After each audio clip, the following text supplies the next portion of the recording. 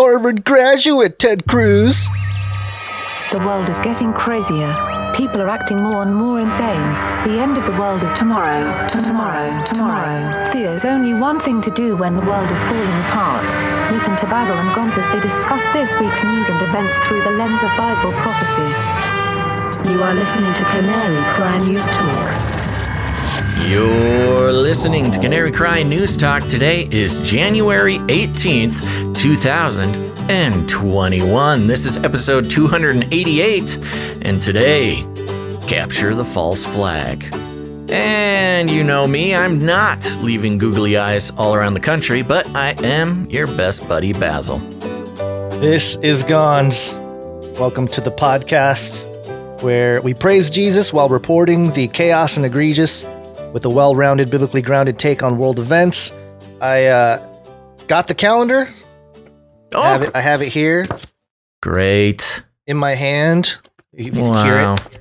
Oh, yeah. Look at that. It's so shiny. Oh, it's nice and big, too. It is. Well, it's a calendar. It's not going to be a mini. And Okay. there I am with a unicorn head. Actually, it's I think it's supposed to be a birthday thing. I think so, too. And is that a pizza? No, it's a big cookie. So a Pizookie. Pizookie. Nice. So yeah, I like on the front of the calendar, it says, what does it say? Compliment Gonz calendar. Yes. Yeah, I told the wife, and she said, "Oh, yeah, cool." Well, it could have been worse, I guess. It could have been way worse. Yeah, I suppose. Well, that is so cool. Well, I'm excited for you to pop it in the mail and send it on up here to the bunker. Yep. And I don't know, I did not get an update from producer Isaac, but I'm sure stock is running low. So if you're interested, folks, to get the Canary Cry Calendar 2021, go check it out. And I promise I'll one of these days I'll get good at remembering what year it is. Yeah. Well, okay, we made it through another weekend. That weekend really flew by for me. I don't know about you. It was a sluggish kind of weekend, but there's so much happening on the news. I was trying to stay off the phone, but kind of hard sometimes. Yeah, right now, especially with everything, the big week coming up and the declassification, and there's a whole lot going on. So yeah. I do want to thank everybody who has been sending me pictures. I guess, Gonz, there's the movement has begun. Googly eyes have been found all across the country, and listeners of the show are spotting them and sending us pictures. And yeah, it's about time. There you go. Here's a fact, folks. You can get googly eyes. I think it's like $1 for like a big bag of little tiny ones. It's the way. This is the way to let people know that you're woke in the good way. This is the way. We should get Canary Cry News Talk branded googly eyes so that when people start posting it, it's at least people check out the show instead of just. It's a fun time. Confused. Yeah, that's a good point. It's a fun time. Well, I kind of like the non-branded because it's like a little secret, you know. If you see them, it's a nice little secret, you know, a Canarian has been there. But yeah, they got to start sticking them on things, you know, put googly eyes on inanimate objects. And this will just let your friends and family and powers that be know that they're being watched. Yeah. Okay. All right. Well, we got a lot going on today. Should we just get right into it? Let's. Okay. Ooh, things making noises. Oh, what is that? Oh, that's No Agenda Social making noises. I'm trying to post on a couple different social media outlets. Gab was down this morning, so that's the one thing I like Gab so far, but it's the platform just keeps going down and it's very slow, and I don't know. They're just having some issues, which is not uncommon. And yeah, not uncommon. And especially, did we find out that Gab has their own hardware layer? They do have their own servers, I think. They cloned Mastodon, which is what No Agenda Social is on. And there have been a couple people who have said that we should have our own Mastodon server. And I think that's true. Yeah, not a we bad might idea. need we might need a producer to help us out with that. So somebody out there knows what they're doing with Mastodon or wants to learn, let us know. You can email us now at canarycryradio@protonmail.com. We're so hip. We finally did it. We do have a Proton Mail for those who are concerned with our Gmail account. The Gmail account will still work. Now, here's the thing. This actually all fits into a wonderful thing I wanted to mention. Just in general, as, I don't know, just as a good thing to keep in mind in this time where there's a lot more attention being put on privacy and whether it's encrypted messaging apps or finding a good social media place that will survive and that doesn't sell all your information.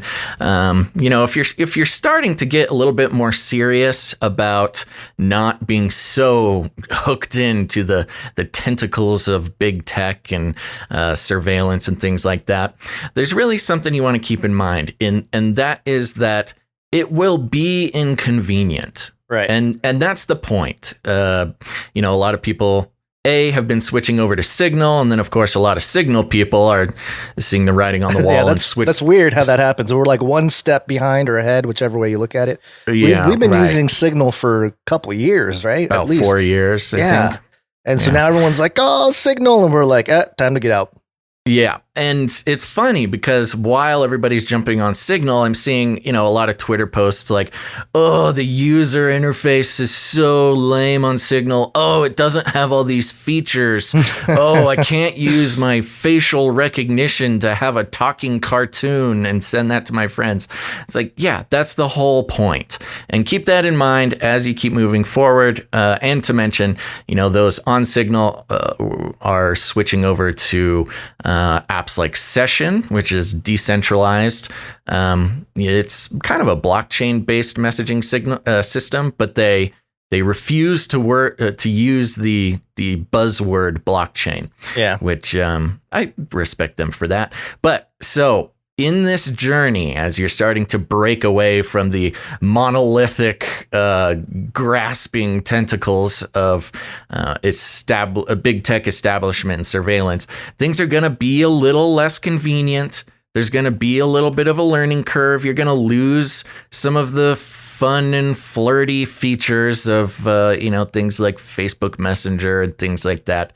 But that's a good thing. It's supposed to be that way, because when it's a little bit more inconvenient, not only does that mean that, you're not seamlessly integrated into the panopticon, but it also slows down your obsession with things. If things are too easy and too fun, that's what keeps you glued to your phone and not paying attention to the world around you. And it's also just a great sort of psychological practice in not relying on your phone and these services to keep you entertained 100% of the day. So just a little bit of a word of encouragement to those who are either just getting into their journey of disconnecting from the panopticon, or if you're, taking further steps to do so.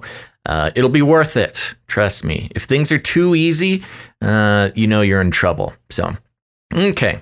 Anything to add to that, Gons? No, other than my daughter coming in, and I missed your whole little rant. So hopefully it makes sense. That's okay. You already know about it. Yeah. Oh, Maverick Pilgrim on YouTube is saying we need a Canary Cry Radio Linux distro. Ooh. That would be fun. Again, we're going to need producers to help us out with that. And you can email us at canarycryradio@protonmail.com. Okay, time for a Flippy update. Flippy update. Do you want fries with that? Okie dokie, folks. For those who are new to the show, let me just let you know, Flippy is the colloquial name for the disembodied robot arms that are taking our jobs, enslaving our children, and, no joke, flirting with our spouses. We use talking about Flippy as a proxy conversation to explore how robots and artificial intelligence are taking over the world, and there's nothing we can do about it. I'm going to grab this very fun Flippy update from TechCrunch.com.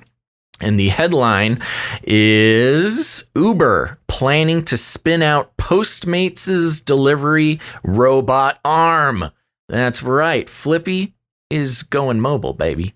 Another Uber spin-out is in the works. Postmates X, the robotics division of the on-demand delivery startup that Uber acquired last year for $2.65 billion, is seeking investors in its bid to become a separate company, according to several people familiar with the plan. The startup is being referred to as Serve Robotics, a nod to the yellow and black emblazoned autonomous sidewalk delivery bot that was developed and piloted by Postmates X. The Serve robot, which recently partnered with Pink Dot stores for deliveries in West Hollywood, will likely be the centerpiece of the new startup.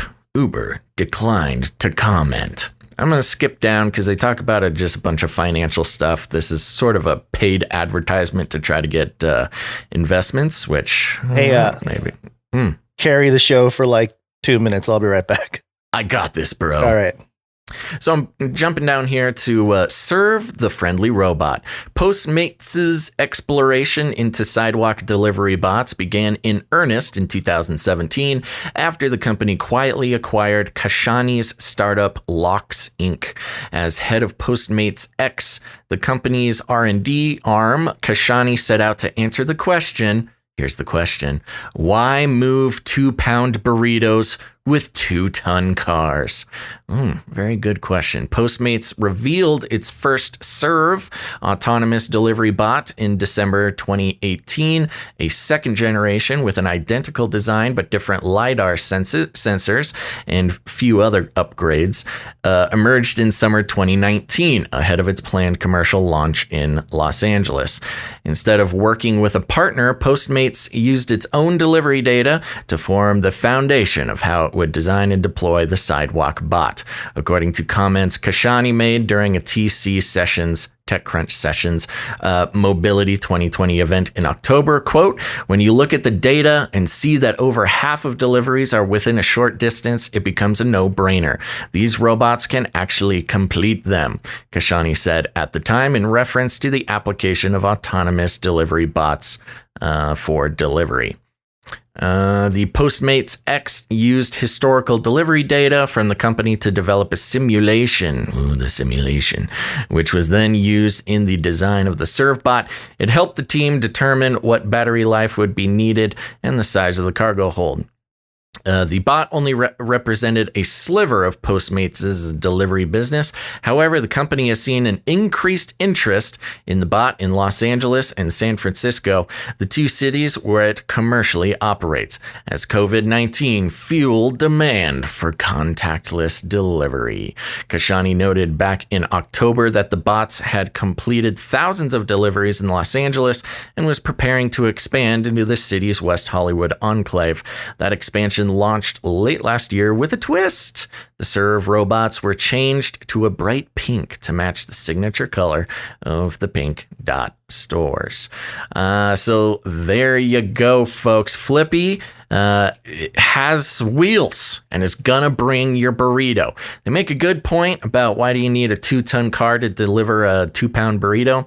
However, this continues on the theme of Flippy stealing our jobs, as I've mentioned before.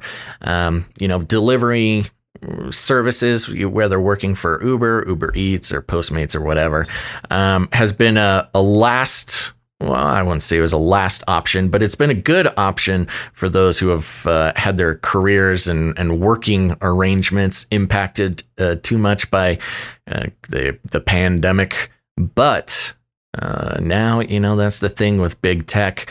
They don't want to actually help humans.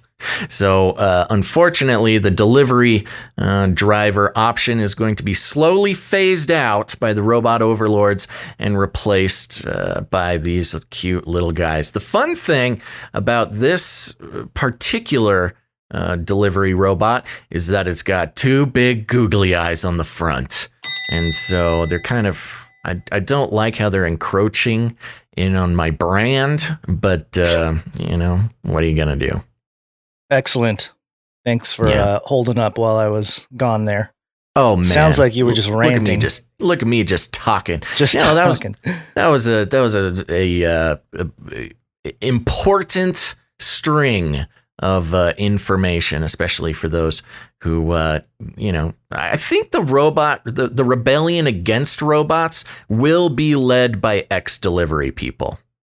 Yeah, my oldest daughter was doing some work with Postmates, and I told her, you're going to have to figure something else out, because California specifically is the first state, I think, to allow, I think we reported it a few weeks ago. Yeah, well, it was Pennsylvania who gave personhood pedestrian rights to robot, right? But California is not far behind. Well, California gave, I think, it allowed some kind of mobile autonomous car to start doing food delivery.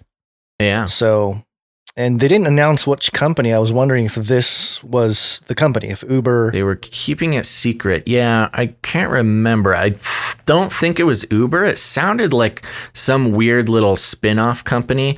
But a way that works a lot of times is to protect from liability, and especially in big new experimental projects like that. It'll just be like a subsidiary of Uber, but they don't have to call it Uber, because if there's some sort of fiery car crash, they don't want their name attached to that. Yeah. I don't think they mentioned the name. The article a few weeks ago. But are you ready to get into some stuff here? Yep, we got a lot of politics to talk. Okay, but before we do, just remember, Like, subscribe, bell button, all. Oh, yeah. Remember, thank you very much, Guns, for the reminder. If you're watching on YouTube or any other platform, take a moment to hit the heart button and subscribe, and hit the turn on notifications with that little bell button. It helps us a lot with the algorithms to help share the show. If we do it early on in the show, you can always take your like back if you don't like it later. Yep. So let's talk some politik. It's Latin for many. Tick. They'll suck your blood. Many bloodsuckers. Yeah, so there's been a lot of talk about declassified documents, the Obamagate declass, and there's been some documents being shared around that suggests that, basically said that Obama funded Al-Qaeda and stuff like that. But there's no mainstream outlet, not surprisingly, covering this story, at least not yet. And my opinion, I don't think they're going to really cover it till later. It's going to be like 2 or 3 weeks, and it'll be something that, exposes Trump. Declassified documents shows Trump's, dealing with North Korea wasn't as good, or something along those lines. Yeah. But we went looking for some stuff, and I found a couple things here. The first one is from patriotpost.us. So certainly not mainstream media. It's America's news digest, Pro Deo et Libertate, 1776. Smooth. Yeah, sorry. Declassified docs shed light on real collusion. When it comes to bringing leftist crooks to justice, it seems like Charlie Brown is a Republican, the football is a Democrat, and Lucy is Lady Justice. Whoa, guy. Awesome writing. And depending on the outcome of the special counsel John Durham's criminal investigation, justice may never be served to the Obama-era Spygate co-conspirators. Not surprising. But at least we now have the satisfaction of knowing that it's true that Barack Obama and his intelligence services did willfully spy on candidate Donald Trump and later on his presidential administration. As John Solomon reports, quote, delivering in his final days on one of his last unfulfilled promises, President Trump is declassifying a massive trove of FBI documents showing the Russia collusion story was leaked in the final weeks of the 2016 election. In an effort to counteract Hillary Clinton's email scandal, the president authorized the release of a foot-high stack of internal FBI and DOJ documents that detail significant flaws in the investigation and provide a detailed timeline of when the FBI first realized the Steele dossier was problematic. And that's what I was hearing a lot of, a foot-high stack of documents being declassified.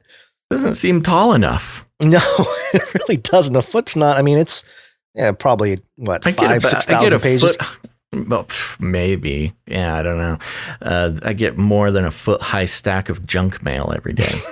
It really should be bigger. The document, Solomon continues, also will settle a long-debated question in Washington about whether the FBI's tactics amounted to spying on the Trump campaign. Tasking instructions the FBI gave to Stephen Halper, an academic who long worked as an FBI informant, make clear he is instructed to infiltrate the Trump campaign by posing as someone who wanted to work for the GOP nominee and then targeting campaign advisors to find out what they knew about Trump or his campaign's ties to Russia.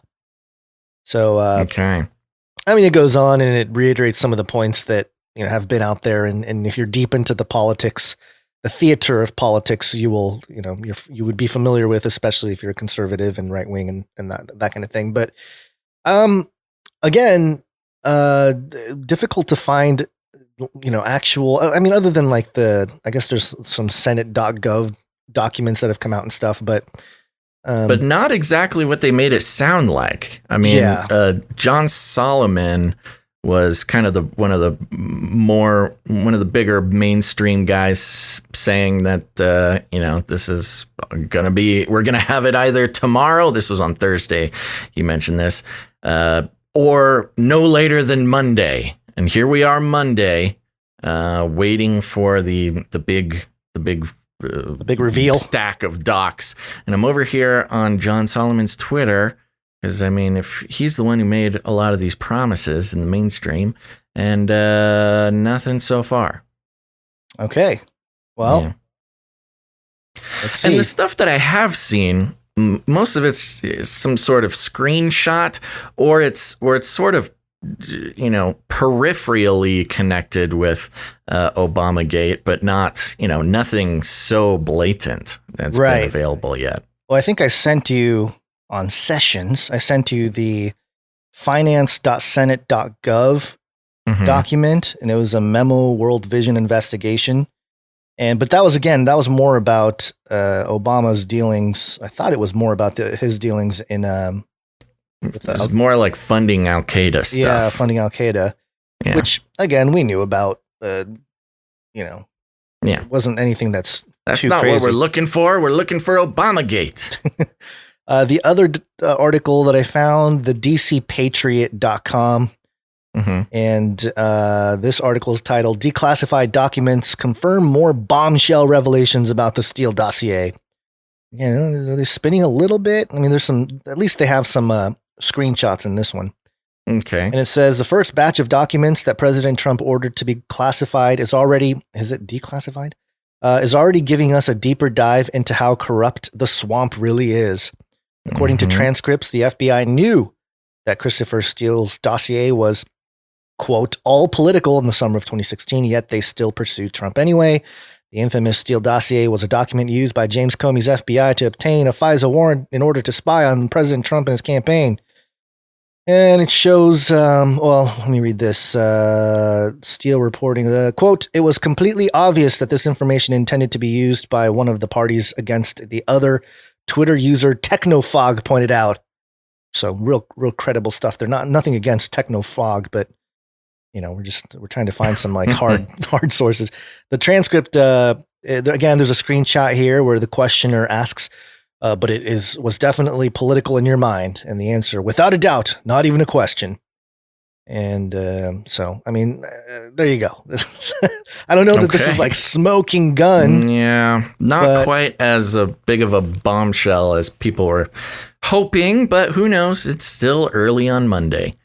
Sure. Yeah, I mean, we did get a message from Sarah Khanna over on YouTube who says, I see Canary Cry has been demonetized on DLive. Were we ever monetized on DLive?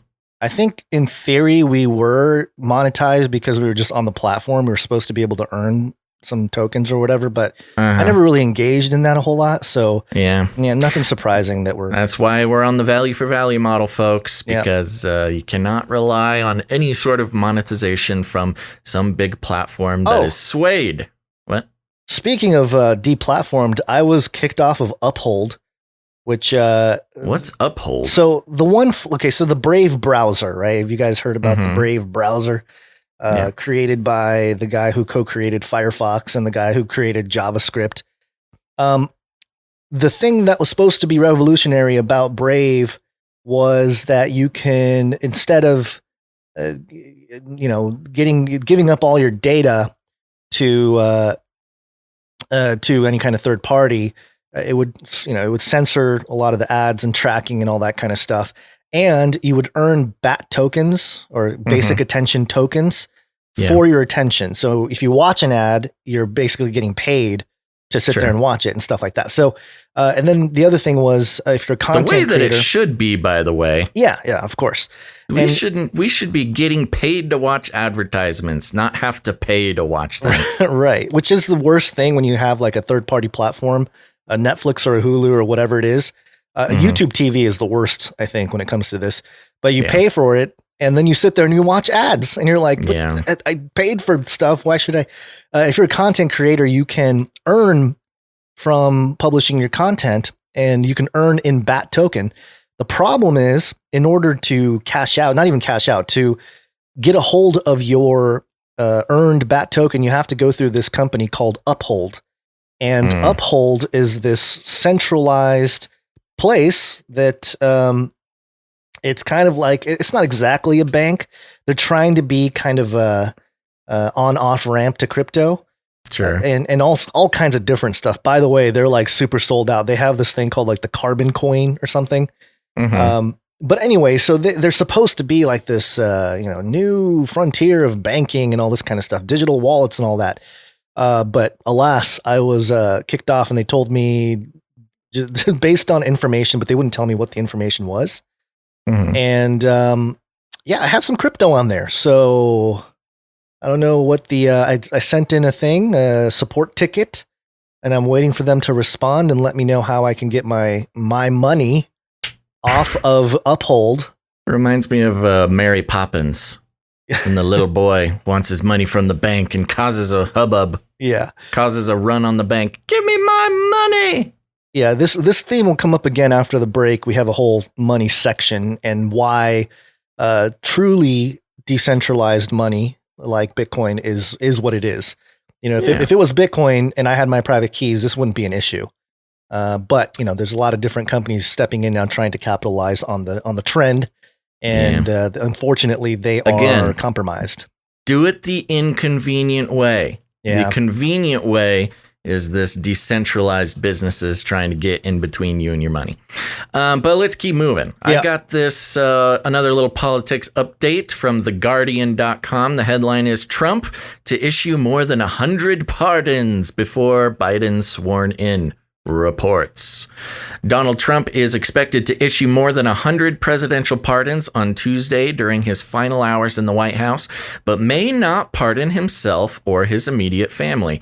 It was reported on Monday. And this was hilarious because, you watch some mainstream liberal news and man, they love talking about how he's going to pardon himself. He's a crazy dictator. He's going to pardon himself and his family. But not so far. We'll see. White House officials say Trump has privately debated with aides whether he should take the extraordinary step of pardoning himself. Some administration insiders have reportedly warned against it, arguing that it would make Trump look guilty.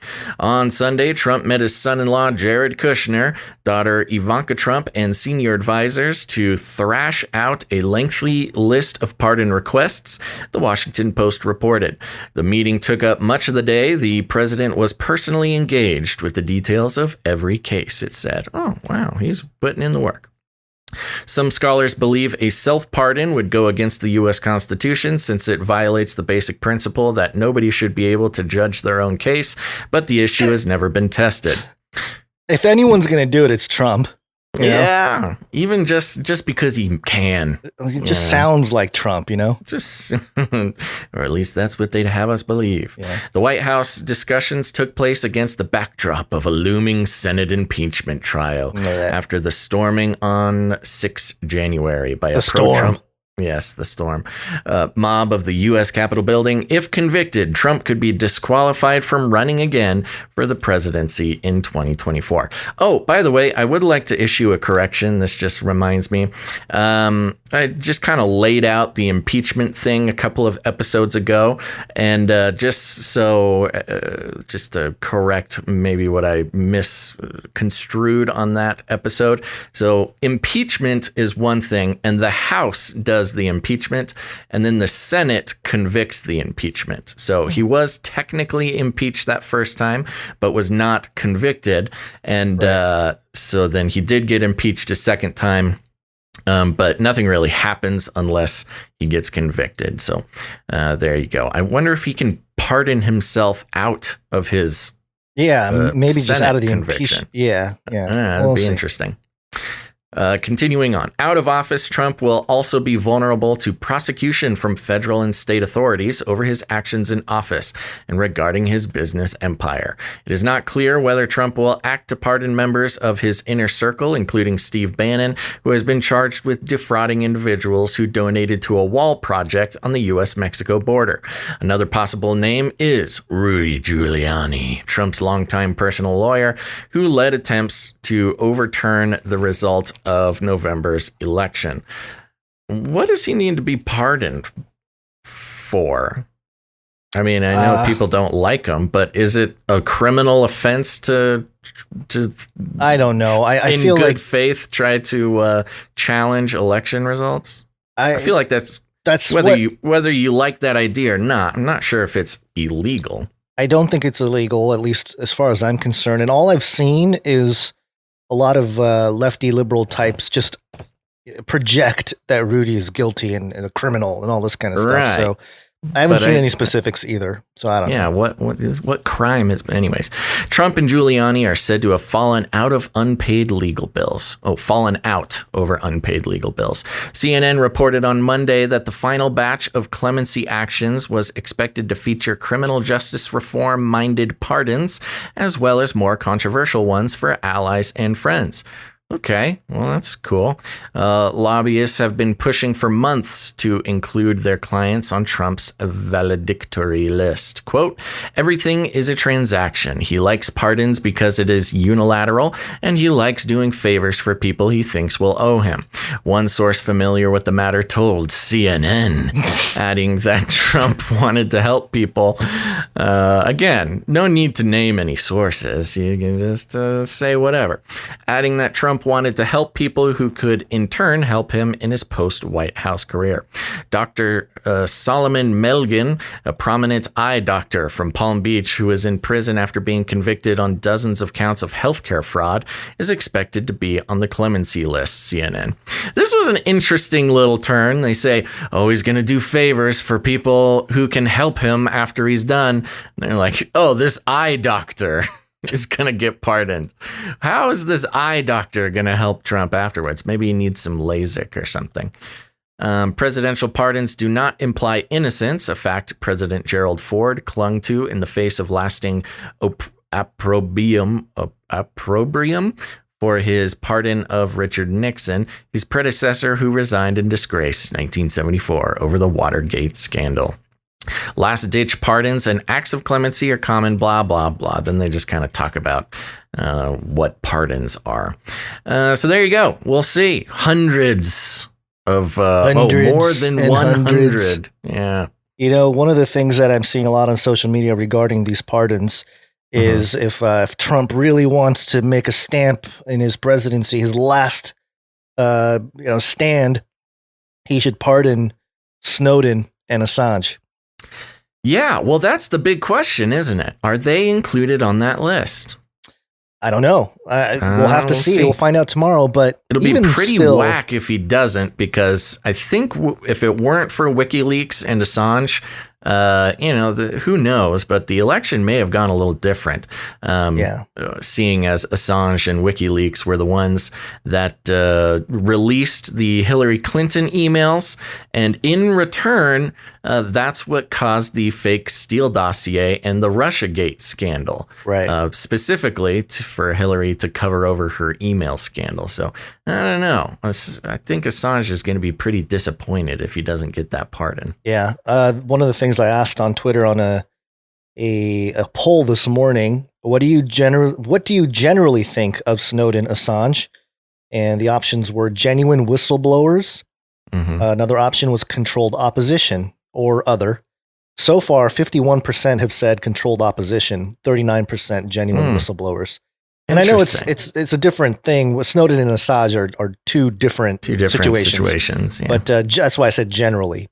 Yeah. But that is interesting when you think about this revelation of the method.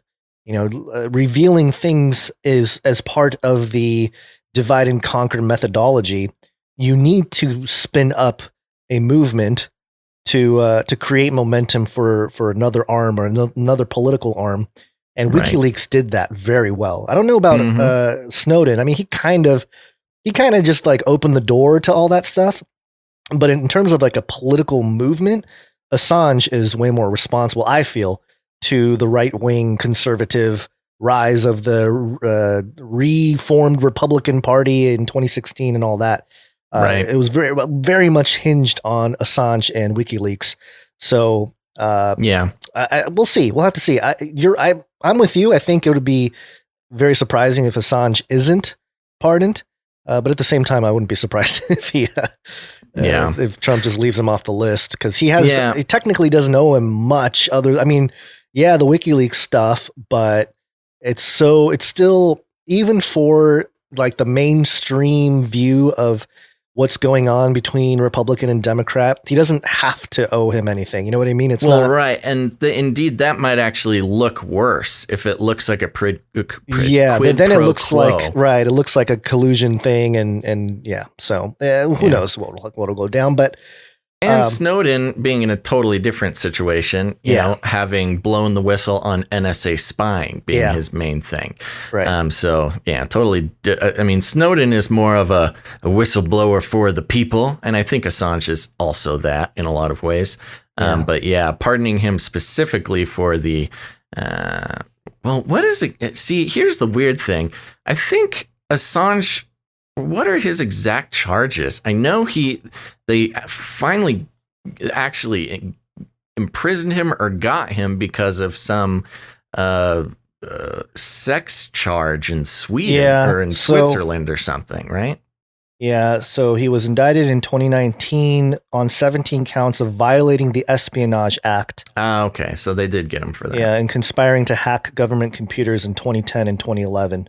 And faces 175 years in prison. Woo! That would be one way to test the life extension technologies out there. Just like keep prisoners alive on your tax dollars. In the transhuman future, you could actually live out 175-year sentence. Oh, Revelation 9, they will seek death and not find it. Oh my gosh. All right, let's keep moving. Yeah. One of the big things, other than all the surrounding stuff politically, is DC itself. There's a 30-second clip of what went down in DC this morning. Some alarms going off. You see some smoke coming out of the Capitol building. And there's a narrator for a moment, and then you hear some... Everyone's running from the Capitol grounds. Which is... there's some people walking, not running, but...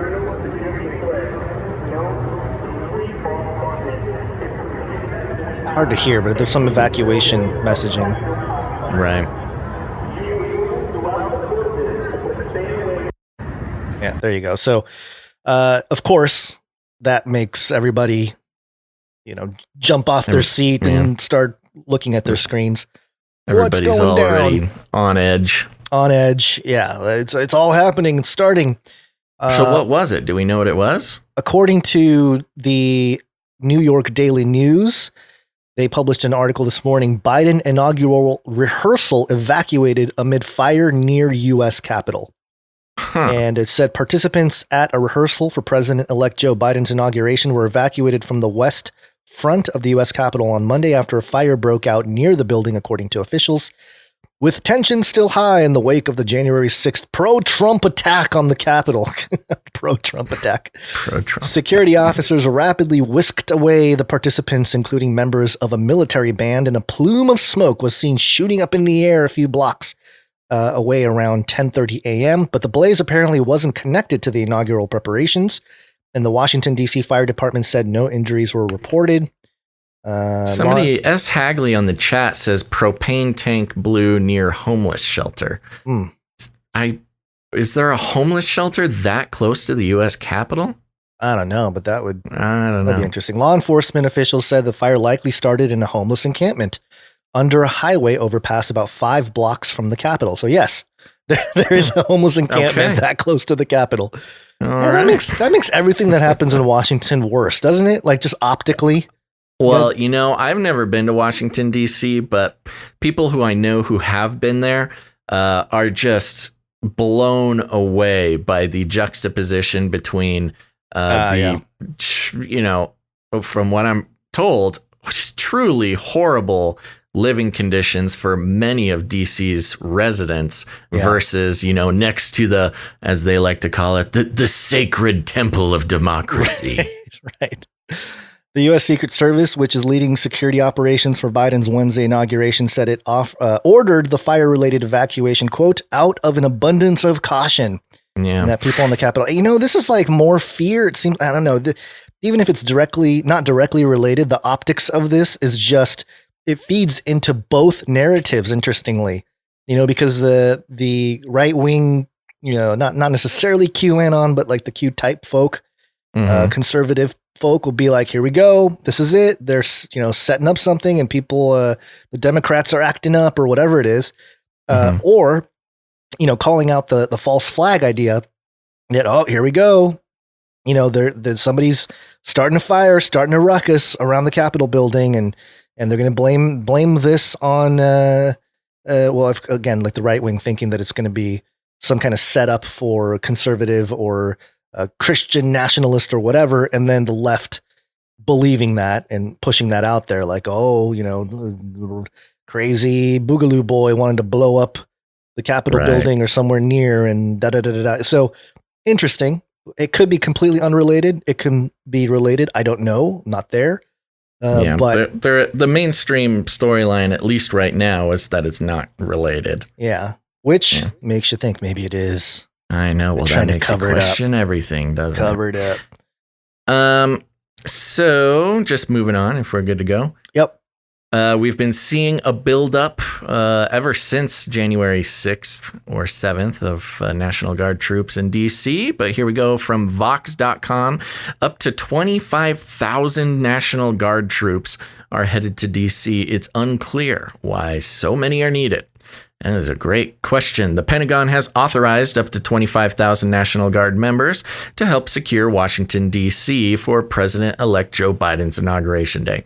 This is a piece of language that I want to point out because a lot of tweets and other outlets are stating that there are 25 National Guard members in D.C., but this puts it in a little bit of a different way, which is the Pentagon has authorized up to 25,000 National Guard members to help secure Washington, D.C. So, I don't know, a little different than there are 25,000 present at the time. But we'll see how that goes. That's in addition to the thousands of U.S. Secret Service, Capitol Police, and D.C. Police that will be out in force for the event. That's a massive security presence. For comparison, that's about half the entire number of the U.S. troops currently stationed in Japan. President Barack Obama's surge, they put surge in quotes for some reason, of additional U.S. troops to Afghanistan in late 2009 consisted of 30,000 troops. And so far, nobody from the U.S. Secret Service to the FBI to the National Guard itself has provided a clear reason for why such a huge force is necessary to secure the nation's capital. At a press conference on Friday, Matt Miller, agent in charge of the Secret Service's Washington field office, told reporters, quote, "We cannot allow a recurrence of the kind of violence seen at the U.S. Capitol insurrection last week. Yet no one I spoke with on Friday could explain why 25,000 National Guard troops were needed to prevent such a recurrence. The National Guard sent me to the Secret Service. Secret Service spokesperson Justine Wellen said the force doesn't comment on, quote, means and methods. When I followed up about wanting to know about the threat, not means or methods, she said, quote, I consider the way in which operational decisions are considered and made in consultation with our partners to be a method. The FBI directed me to comments made by FBI Director Christopher Wray in a briefing with Vice President Mike Pence on Thursday, in which Wray said, quote, we are seeing an extensive amount of concerning online chatter. That's the best way I could describe it, about a number of events surrounding the inauguration. That's interesting because most of the online chatter is a bunch of fake flyers to try to incite Second Amendment people to go bring their guns, and then a bunch of conservative commentators and talking heads and things saying, it's a trap, don't do it. It's a trap. Like Star Wars. We'll see. Yeah, Star Wars. The office of Washington Mayor Muriel Bowser and the city's police department didn't immediately respond to requests for comment. However, the mayor on Friday said that at same press conference where Miller spoke, quote, clearly we are in uncharted waters. Right now, here we go. Roughly 7,000 National Guard members surround the Capitol behind a sprawling, unscalable fence alongside federal law enforcement like the Secret Service, which is in charge of security on Inauguration Day, and local forces like Washington's police. Together, they have set up a wide perimeter around the Capitol and the National Mall, making it nearly impossible for any unauthorized vehicle or person to get within blocks of the main building.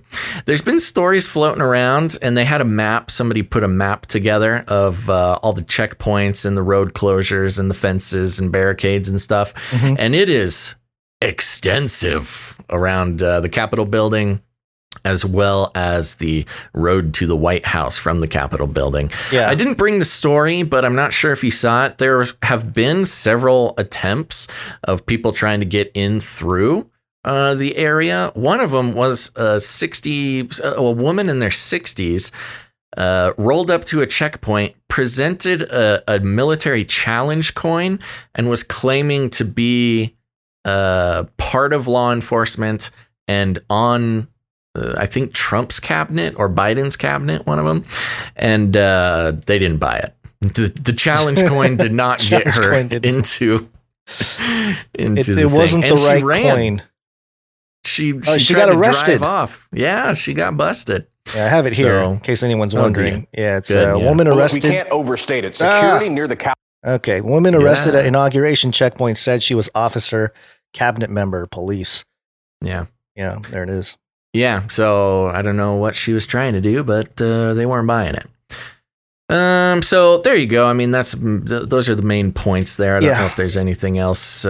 Well, the thing that's interesting, I've been seeing a lot of people talk about how there's been a lot of jokes about how Trump, he wanted a wall between here and Mexico, and everybody on the left were like, walls don't do nothing, they divide, and all this kind of stuff. And now they're putting up these giant fences with barbed wire and stuff all around. But also some jokes about how the only people that will attend the Biden inauguration are military troops that were recruited to protect him. Yeah. And others saying like, hey, if you need that much military to protect this guy, maybe he didn't win. That's pretty funny. Just a lot of stuff like that, which makes sense. It's going to look like Darth Vader being inaugurated, where it's him and he's just there getting inaugurated in front of a giant military presence. Yeah, well, I wanted to tie this story just impromptu along with it because it's got to do with the National Guard. But I don't know if you saw this. This is Washington Times. Army Humvee stolen from California National Guard. Did you hear about this? Ooh, no. No? Okay, so an Army Humvee was stolen from the National Guard facility in a Los Angeles suburb late last week, according to the FBI. FBI, keep in mind, FBI. The authorities are offering $10,000 reward for its return. So I have a buddy who's part of the National Guard. And he has a new Humvee. He has he's got a Humvee for sale. And he said that this is the official story, quote unquote, pointing to the Washington Times. But he says that the Humvee is no deadlier than a Chevy truck. And he said, I think it's funny with all the traffic cam and large standout vehicles that they can't find it. Yeah, that is a pretty ridiculous idea. It's really weird. Especially in California. Was this in California? It's in California, yeah. Yeah. And then he said cameras at every stop sign, basically. I know. It's a military Humvee. It's not like just another random car. Yeah. And he said, this is my military buddy here. He said, I was in that unit for 7 years and they had drills last week. Either they lost it and they had to CYA, you know what that means? Cover your tuchus. Oh, yeah. Right. Or it's inside, but it's not hard to get into that place, apparently. Most of the vehicles are in repair and dead battery with lots of dead batteries because they sit around so much. Yeah. And he said, I find it hard to believe that they can't find it. There are 3 major traffic intersections and traffic cams didn't pick it up. Really? Yeah. And then I basically said, it sounds like a perfect setup for the narrative that some guy who stole a military vehicle is going to storm the Capitol for the, that kind of thing. He's going to drive it from California to Washington, D.C. undetected while everybody's looking for this stolen Humvee. Yeah. And use it to get past the barricades or something. And he responded, not in a Hummer. Top speed is 60 miles per hour and range is 300 miles. Plus the standout and would not fit the civilian car carrier. And I told him facts don't matter in a false flag. That's true. And so that's true. Plus it would cost $3,000 in fuel to get from California to DC. I know, but I'm just throwing out some admittedly speculations. But I thought it was an interesting story because given all the stuff surrounding the National Guard, all the attention that they're getting. This was an interesting story to put out there. Somebody would come in and steal a Humvee. Yeah. Well, and you never know because there's a couple more related things. One of them is from armytimes.com. After deadly Capitol riot, Army looking at which troops require security screening ahead of inauguration. So they are worried about their own National Guard people. Well, the Army is. Especially because I'm just going to say that Trump had the support of the military. And as I understand it, still does. And he is technically still the Master Chief. That's not it. What is Commander-in-Chief? Commander-in-Chief. And there are some theories that I'll throw out there as well that I was hearing over the weekend. A little more on the fringes, but let's get through this story real quick and then I'll... Sure. Just to zoom through here, the Army is working to determine which National Guard troops assisting the January 20th presidential inauguration require additional security checks and is also offering more training on threat detection for those guardsmen arriving to Washington, D.C. in the coming days, according to the service. The measures come in the wake of the deadly January 6th Capitol riot after blah, blah, blah. We saw that. I'll read it because it mentions somebody. Representative Jason Crow, Democrat of Colorado, spoke with Army Secretary Ryan McCarthy this weekend and expressed, quote, grave concerns about reports that active duty and reserved military members were involved in the insurrection at the Capitol. Crow, an Iraq and Afghanistan veteran, said he asked McCarthy for Army Criminal Investigation Command to review the background of any troops involved in inauguration security. That's 25,000 background checks to be done by Wednesday to ensure that deployed members are not sympathetic to domestic terrorists. Wow, listen to that language. Yeah, the Defense Department has authorized as many as 15,000 troops to be deployed to D.C. This is before. Number. This is a 6 days old article. So got it. For the inauguration of President-elect Joe Biden. Quote, we are working with the Secret Service to determine which service members supporting the National Special Security event for the inauguration require additional background screening, an Army spokesperson said in an emailed response to queries. Quote, the D.C. National Guard is also providing additional training to service members as they arrive in D.C. that if they see or hear something that is not appropriate, they should report it to their chain of command, aka snitch on your conservative friends. Yep. The threat is something the military has faced before. During this summer's unrest, an Ohio National Guard member was removed from his unit's mission to D.C. after the FBI uncovered information indicating they expressed white supremacist ideology online. The Pentagon requires all service members to take annual training on how they should identify and report suspected extremist behavior, but some of those ideologies have proven persistent in the ranks. More than 1/3 of all active duty troops and more than half of minority service members say they have personally witnessed examples of white nationalism or ideologically driven racism, according to a 2020 survey of active duty Military Times readers. You know, I also have one particular military buddy who really made a big deal about this to me a few weeks ago, maybe a month ago, just talking about like, oh yeah, it's rough. The talk is rough in the barracks. It's you certainly, if that kind of talk was broadcasted on mainstream media, they would be canceled. It would shut down the military for white supremacy. Shouldn't be surprising, but no. The Army spokesperson also said the service was looking into whether any soldiers participated in the January 6th riot that breached the Capitol and left 5 people dead. This same military buddy of mine mentioned that, there's quite a few of smaller demonstrations and things at state capitals over the past week or so.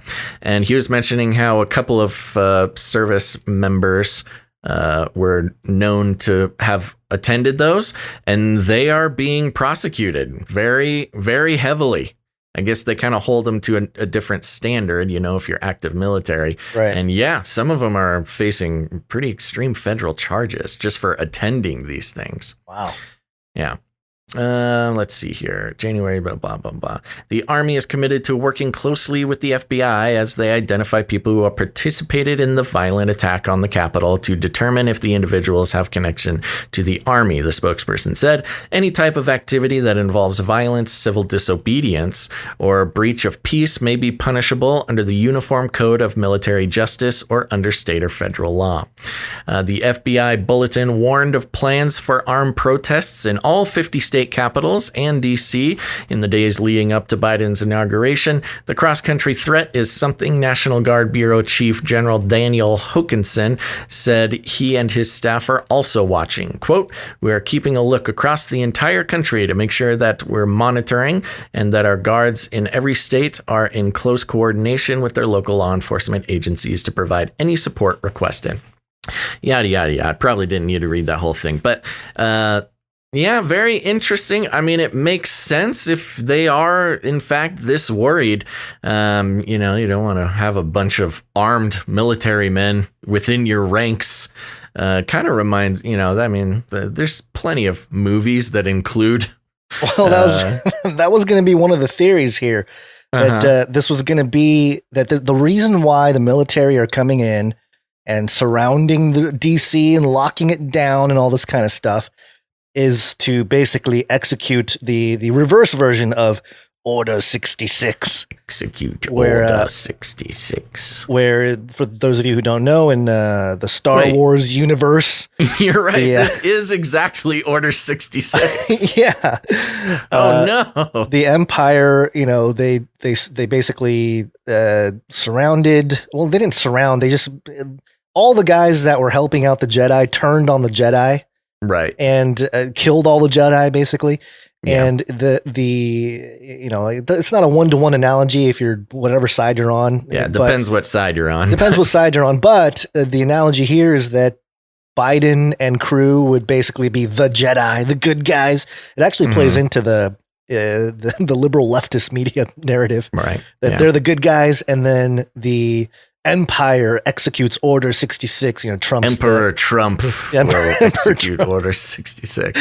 And all the military will turn on the Jedi, which are the Democrats, and arrest them all. And that's interesting. I mean, again, it's just the questionable scale of all this. Now, the interesting thing being, and I don't know, I'm not a military expert. However, Trump being the current commander in chief is in charge of the military still. And it's, if Trump didn't want all these troops there, I think he could just make that happen. Yeah. And I don't think Biden is in the position where he could require all those troops being there. So it's a little interesting. I'm not sure what the current setup for chain of command is. I think Trump is still in charge until Wednesday. Yes. Seems like Trump would have to at least approve all these military people. Not that he would have a reason not to.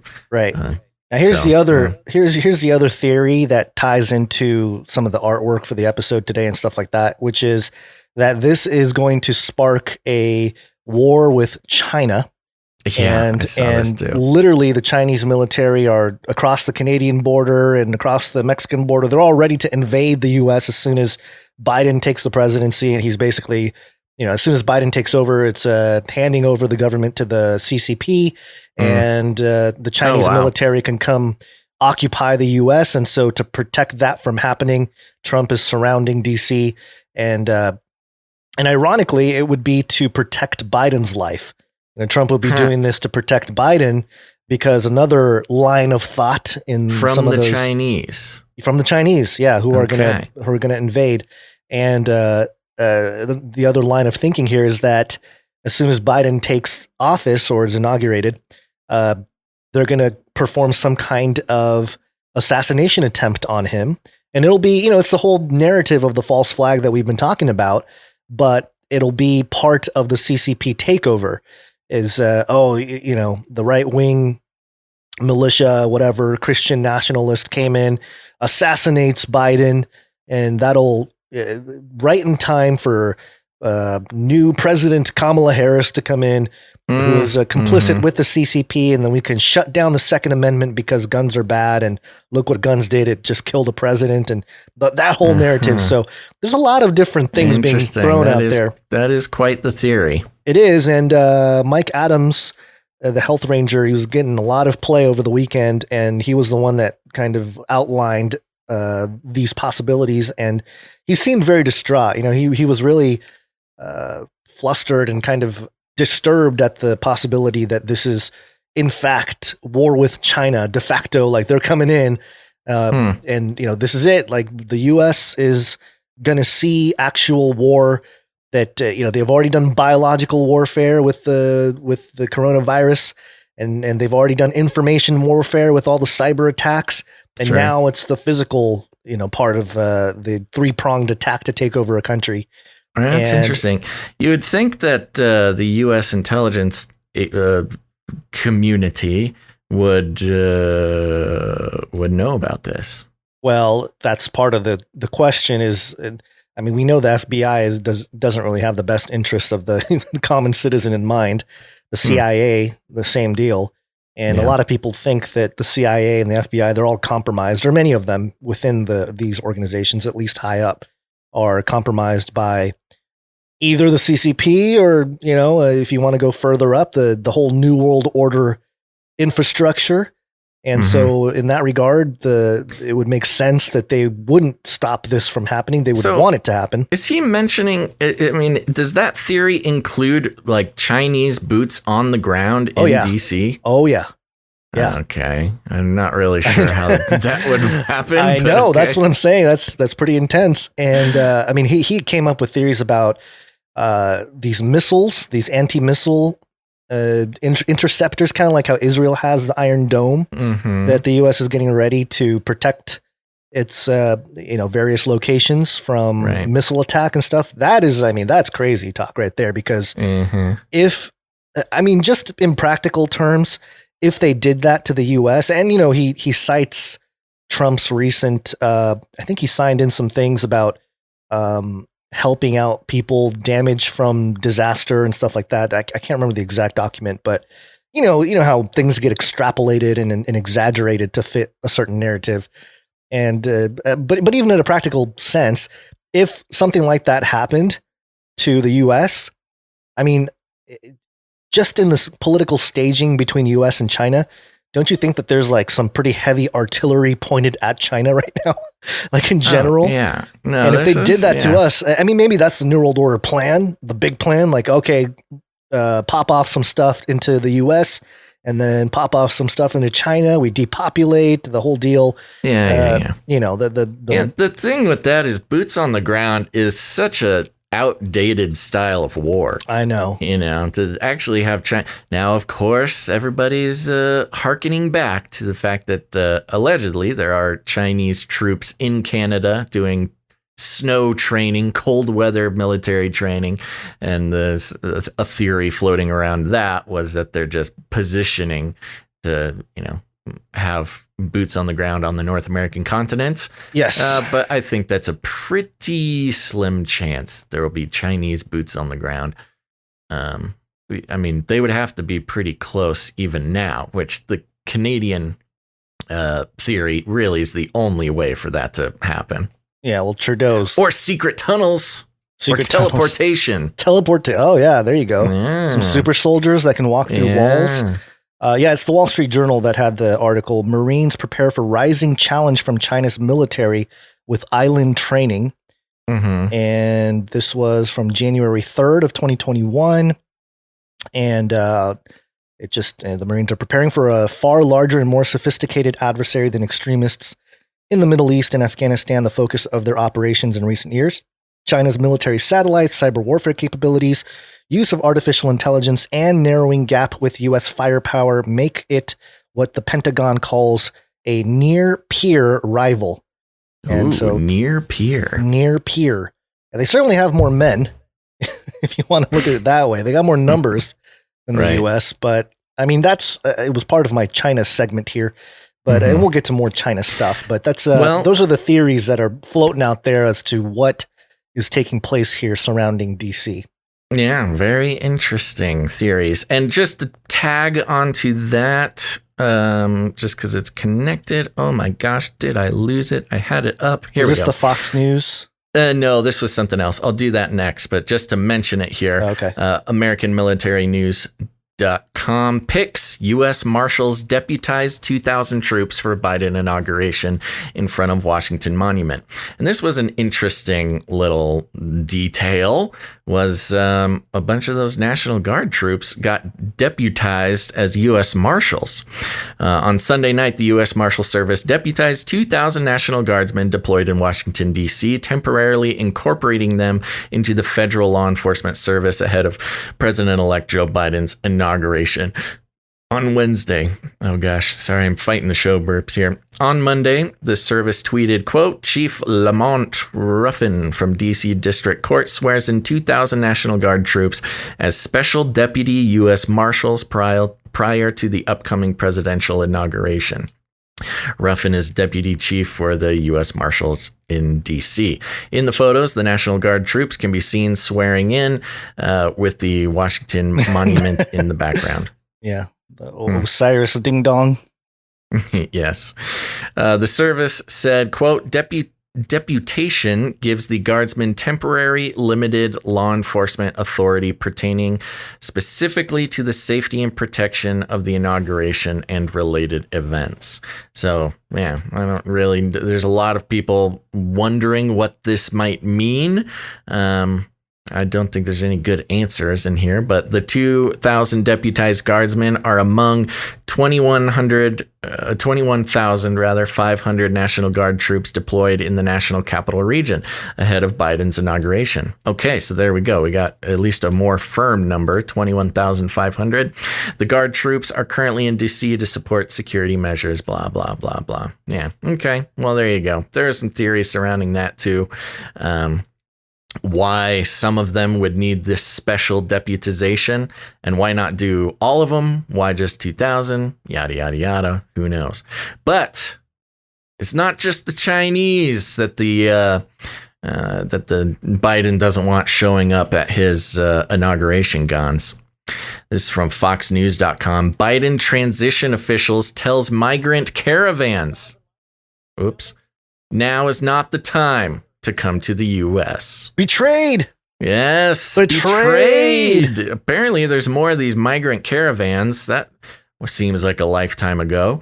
And of course, it was a very strong liberal position to let the caravans in, and was a whole big hullabaloo when they weren't allowed in, which led to the children in cages, etc. Right. Here we go from Fox News. A migrant caravan moving from Honduras towards the U.S. border called on the incoming Biden administration to honor their, quote, commitments to the migrants moving north, citing the incoming administration's vow to ease Trump's restrictions on asylum. But on Sunday, an unnamed Biden transition official said the migrants hoping to claim asylum in the U.S. during the first few weeks of the new administration, quote, need to understand they're not going to be able to come into the United States immediately. Oh no, come on, liberals, let them in. More than 1,000 Honduran migrants moved into Guatemala on Friday without registering as part of a larger caravan that left a Honduran city earlier that day. These caravans need to register. That's interesting. The Associated Press reported that they are hoping for a warmer reception when they reach the U.S. border, and a statement issued by migrant rights group Pueblos Sin Fronteras on behalf of the caravans said it expected the Biden administration to take action. The Biden transition official, however, warned migrants against coming to the U.S. during the early days of the new administration, telling NBC that while, quote, there's help on the way now, is not the time to make the journey. The situation at the border isn't going to be transformed overnight, the official told the outlet. Quote, we have to provide a message that health and hope is on the way, but coming right now does not make sense for their own safety, while we put into place processes that they may be able to access in the future, the official said. This is just a great display of presidential promises, you know? I mean, pretty much every presidential promise almost every candidate has ever made it's always I'll do this, I promise I will, just not right now. No, later, I'll do it later.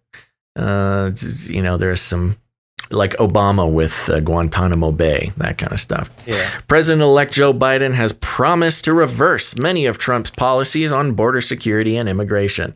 He has promised to end the migrant protection protocols, which keep migrants in Mexico as they await their political asylum hearings. The Trump administration has said the program has helped end the pull factors that bring migrants north, but critics say it is cruel and puts them at risk. Biden has almost, who cares about what Biden said? All right, there you go. So, not right now, migrants, says Biden. Yeah, well, let's start the Kids in Cages campaign against Biden. You know, why would you put kids in cages, Biden? I know. Terrible president. Of course, Biden was vice president when those cages were built. Yeah. But don't worry about it. He's changed his mind since his previous administration. But this is just the start of what I've been saying forever, which is when Biden gets in, and, you know, all his supporters are waiting for these promises to be kept. This is going to be a little bit of a painful awakening to a lot of them, realizing that, yes, Biden, just like any other presidential candidate, is making promises to get your vote and will ultimately disappoint you. Yeah. Well, we noticed that in the last year, as a response to the coronavirus, they were letting out a whole bunch of prisoners. But the exact opposite is taking place in light of the inauguration. This is NBCnews.com. Federal prisons on lockdown in run-up to Biden inauguration.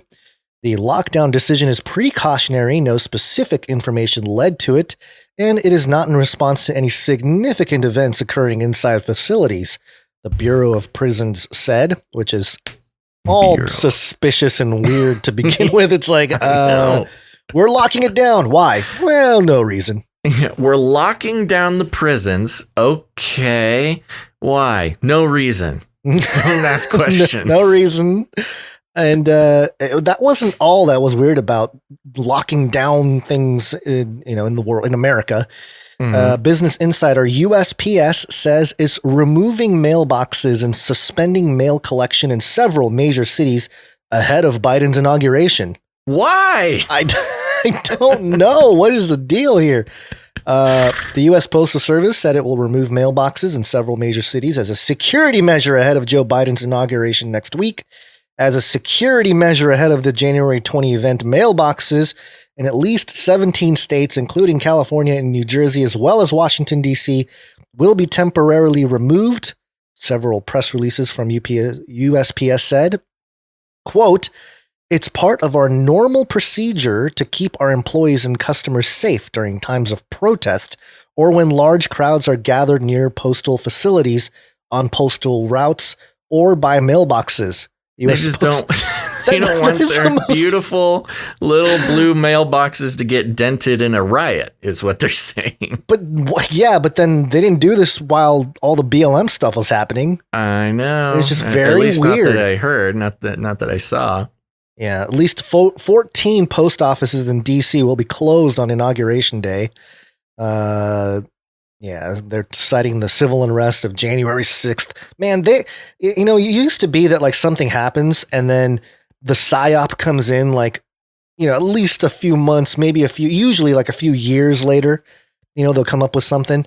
Right. 9/11, for example, what was the, I'm blanking on the bill that happened, that the surveillance thing that took place right after. The NDAA, but also the I'm totally forgetting the name of it.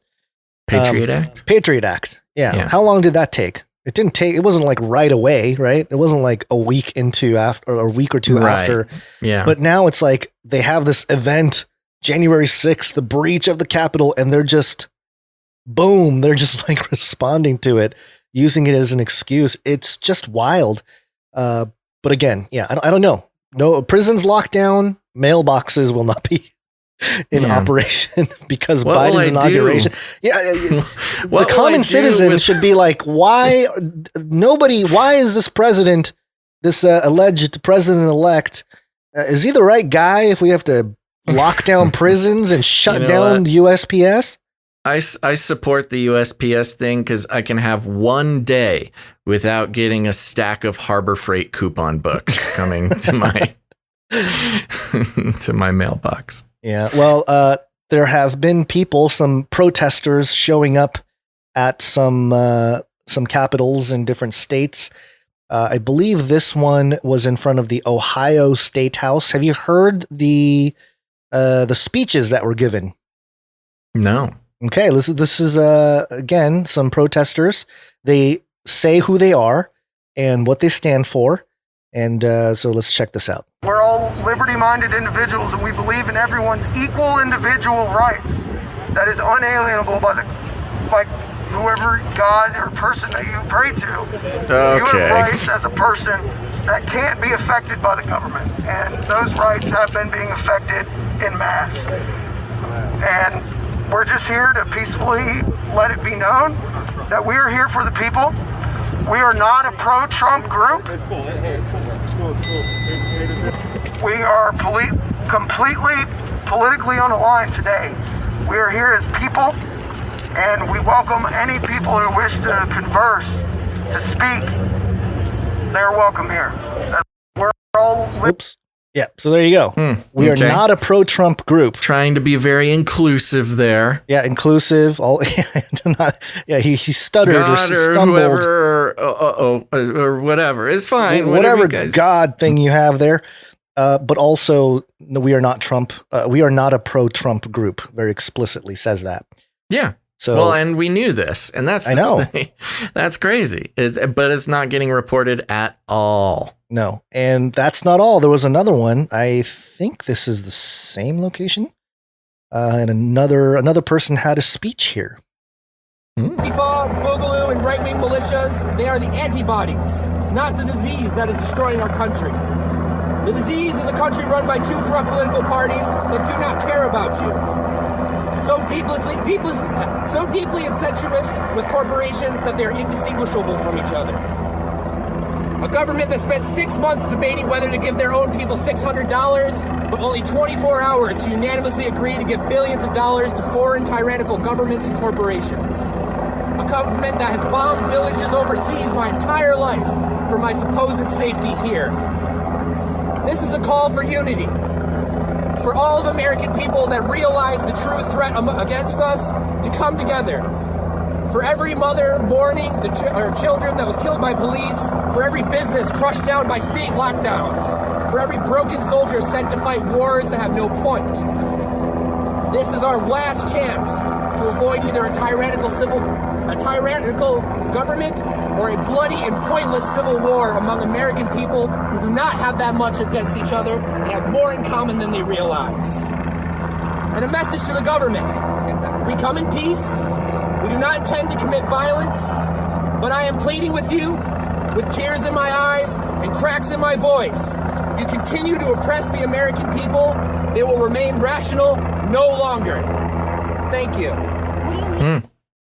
Yeah, hey. I mean, this one makes me nervous. A little bit more eloquent. A little bit, yeah. He had a phone in front of him. I think he had notes. So the other guy, I think, was just doing it from the heart. Yeah. But this one makes me a little bit more nervous, though, because number one, it's a little bit closer to our message of like, hey, right wing, left wing, same bird type of thing. And yeah, he made some good points at the beginning. But as he kind of went on, he talked about and the injustices served on various levels of institutions. And yeah, of course, you and I have been sort of on that libertarian type of kick concerning all this stuff. Sure. But then towards the end, he's kind of like, nonpartisan would be nonpartisan, sure. A less aggressive term. Less aggressive. Trigger people with the libertarian language. Yeah, well, people don't know what libertarianism is. Yeah, that's true. Nonpartisan. Yeah. Nonpartisan. But at the end, he talks about how the people will no longer be rational if the government keeps oppressing like this. That what is that supposed to mean? Well, I hear what you're saying, and if you take it, you can take that as a threat. Or you can also take that as just a blatant fact. I mean, people are losing their rationality. Well, whether he meant that as a threat or a warning, or distinct between a threat and a warning. You know the language I'm trying to use here. Right. Yeah. I think that is a legitimate warning if it is indeed meant to be a warning and not a threat. And I don't know. I think it's true. I think it's true too. Whether or not I want to stamp my name on what he's saying, I think he's saying something that's true, and we've seen it in many different ways. The thing that scares people about this guy is that it's not about social justice; it's about the existence of. He does have America. a rainbow. He has a rainbow flag on his person. Sure. So maybe he's he's fighting for gay rights and gay patriot. Liberty. Yeah, gay patriot. But also, did you see the mask this guy was wearing? No. There was a panning of this guy. Let me try to find it here. They kind of panned back, and there's a guy in front, in like the foreground of this guy. Oh man, where is it? Briefly, there it is. What is that mask? Is that a Darth Vader mask? Is that a paintball mask? Oh, hold on, I'm waiting for the stream to catch up so I can see it here. It looks like a black skull mask. Oh, what's funny is, those are advertised on Instagram all the time. It's just like it's just a skull looking mask. It's supposed to fit with tactical helmets and stuff. I think I've gotten this ad before. So you're the target audience. This is right up your alley. Yeah, well, they also advertise Islamic dating sites to me, so I get all sorts of weird ads. You've really scrambled their AI. I know that's how you're doing a good job of staying off the algorithms. Yeah, and keeping your VPNs and your security software up to date. Is they have no idea how to advertise to you. Yeah, but this whole thing, it's like a conglomerate mix of all kinds of strangeness. You got like. Yeah, you're I guess nonpartisan or libertarian type of attitude, but also you got these You got the Gay interesting fellows. Patriot. The you Gay got Patriot. The Skull Man. Skull Man. You got. Yeah, I mean, well, these guys I think have that's guns the too. It's point. not like they're armed. Yeah. You know, so well, I think that's the point, and I think that's what's scaring. I mean, that might be the reason for 25,000 National Guard troops, is because as much as the mainstream media wants to make this all about right-wing extremists, or Trump supporters specifically, the people who are fed up are much more diverse than the mainstream media would have you believe. Of course. And that's kind of what we've been tracking with what we find on the show and bring to this show. But yeah, I think that's what scares them the most. I think what you're looking at here, you got the Gay Patriot and you got the Skull Man and you've got all types of people here. The scary part is that they're not all, fringe Trump supporters. It's all sorts of people who are fed up. Yeah, which again, the propaganda, mainstream media, and the power they have over the narrative. Right. Well, I wouldn't even say the power they have, because it seems like they've been losing power for a while. Wasn't there like a big layoff a couple weeks ago of a whole bunch of people in mainstream media? Yeah, there was something like some humongous number of people were laid off. Newsrooms. Oh, and we didn't mention it, but I sent you a thing. NBC and CNBC, all these mainstream media powerhouses, they're all asking for donations. They're all trying to switch over to the value for value model. And you know what I said was one of the things Trump did recently, which might have worked because against fake news and all this stuff, was he basically created a executive order to shut down a lot of the corruption and middlemen for the big pharma industry. And that would bring the cost of a lot of the pharmaceuticals down to a more manageable scale. And presumably those companies would lose a lot of money. And the first place where they would pull back funding is with advertising. Yeah. So it's possible that Trump's executive order did work in kind of a backdoor type of way to defund a lot of the mainstream news outlets. So I'll give him that. If he actually did that, as Biden and all as well as Biden, Chinese Biden's going to be walking interests. he'll be walking into a presidency without the same kind of propaganda machinery that Trump had to impose there. But we'll see. This is a spooky setup, though, for a state-sponsored media, official state-sponsored media. Yes. I mean, a lot of countries, big powerhouse countries around the world have state-sponsored media. And that can mean different things. I mean, there's a way to consider PBS state-sponsored, but not in the way that like BBC or, Chinese CCP. Communist Party television would be. And that's one of the most dangerous things. And it's one of the things I'm a little bit spooked about the most, because one beautiful thing, just to reiterate my rant from a month or two ago about America and the time that we're in, is that the media and the government can be at odds with one another. Right. As much as it's frustrating to see the mainstream media, just spew nonsense. Well, oftentimes straight up lie and very purposefully say things about Trump that aren't true. Not to say that it's all not true, but certainly things have been propagated that are not true. And we've had the government and the mainstream media at just full blown war with one another for 4 years. That's a better situation than having the media just fawning all over the government. And, there should be that conflict between news and government. And that's the biggest worry I have about the Biden administration. Or one of the big ones is that we're not going to have that. The mainstream media and the government, they're just going to love each other so much. And that's bad for the people. It's bad for, the country, bad for the republic. It's bad for everybody when the news and the government are just in bed together the whole time. State-sponsored propaganda machinery. That's right. Okay, let's see. What do we have next? We have, so part of the conversation early on with China, I wanted to lay out just real quickly. We won't have to spend a whole lot of time because we've spent quite a bit on the politics section here. Yeah. But concerning China, some stuff that's been going down. Welcome to Chinese News. This is justice.gov. This is a government website for immediate release. MIT professor arrested and charged with grant fraud. Mm-hmm. Defendant allegedly failed to disclose his work for the People's Republic of China to U.S. Department of Energy.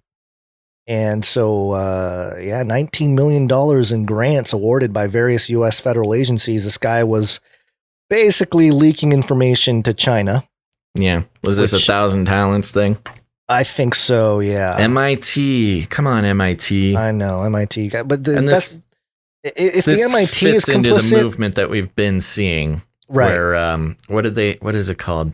Anyways, I don't need to go over the whole thing now. De-Chinization.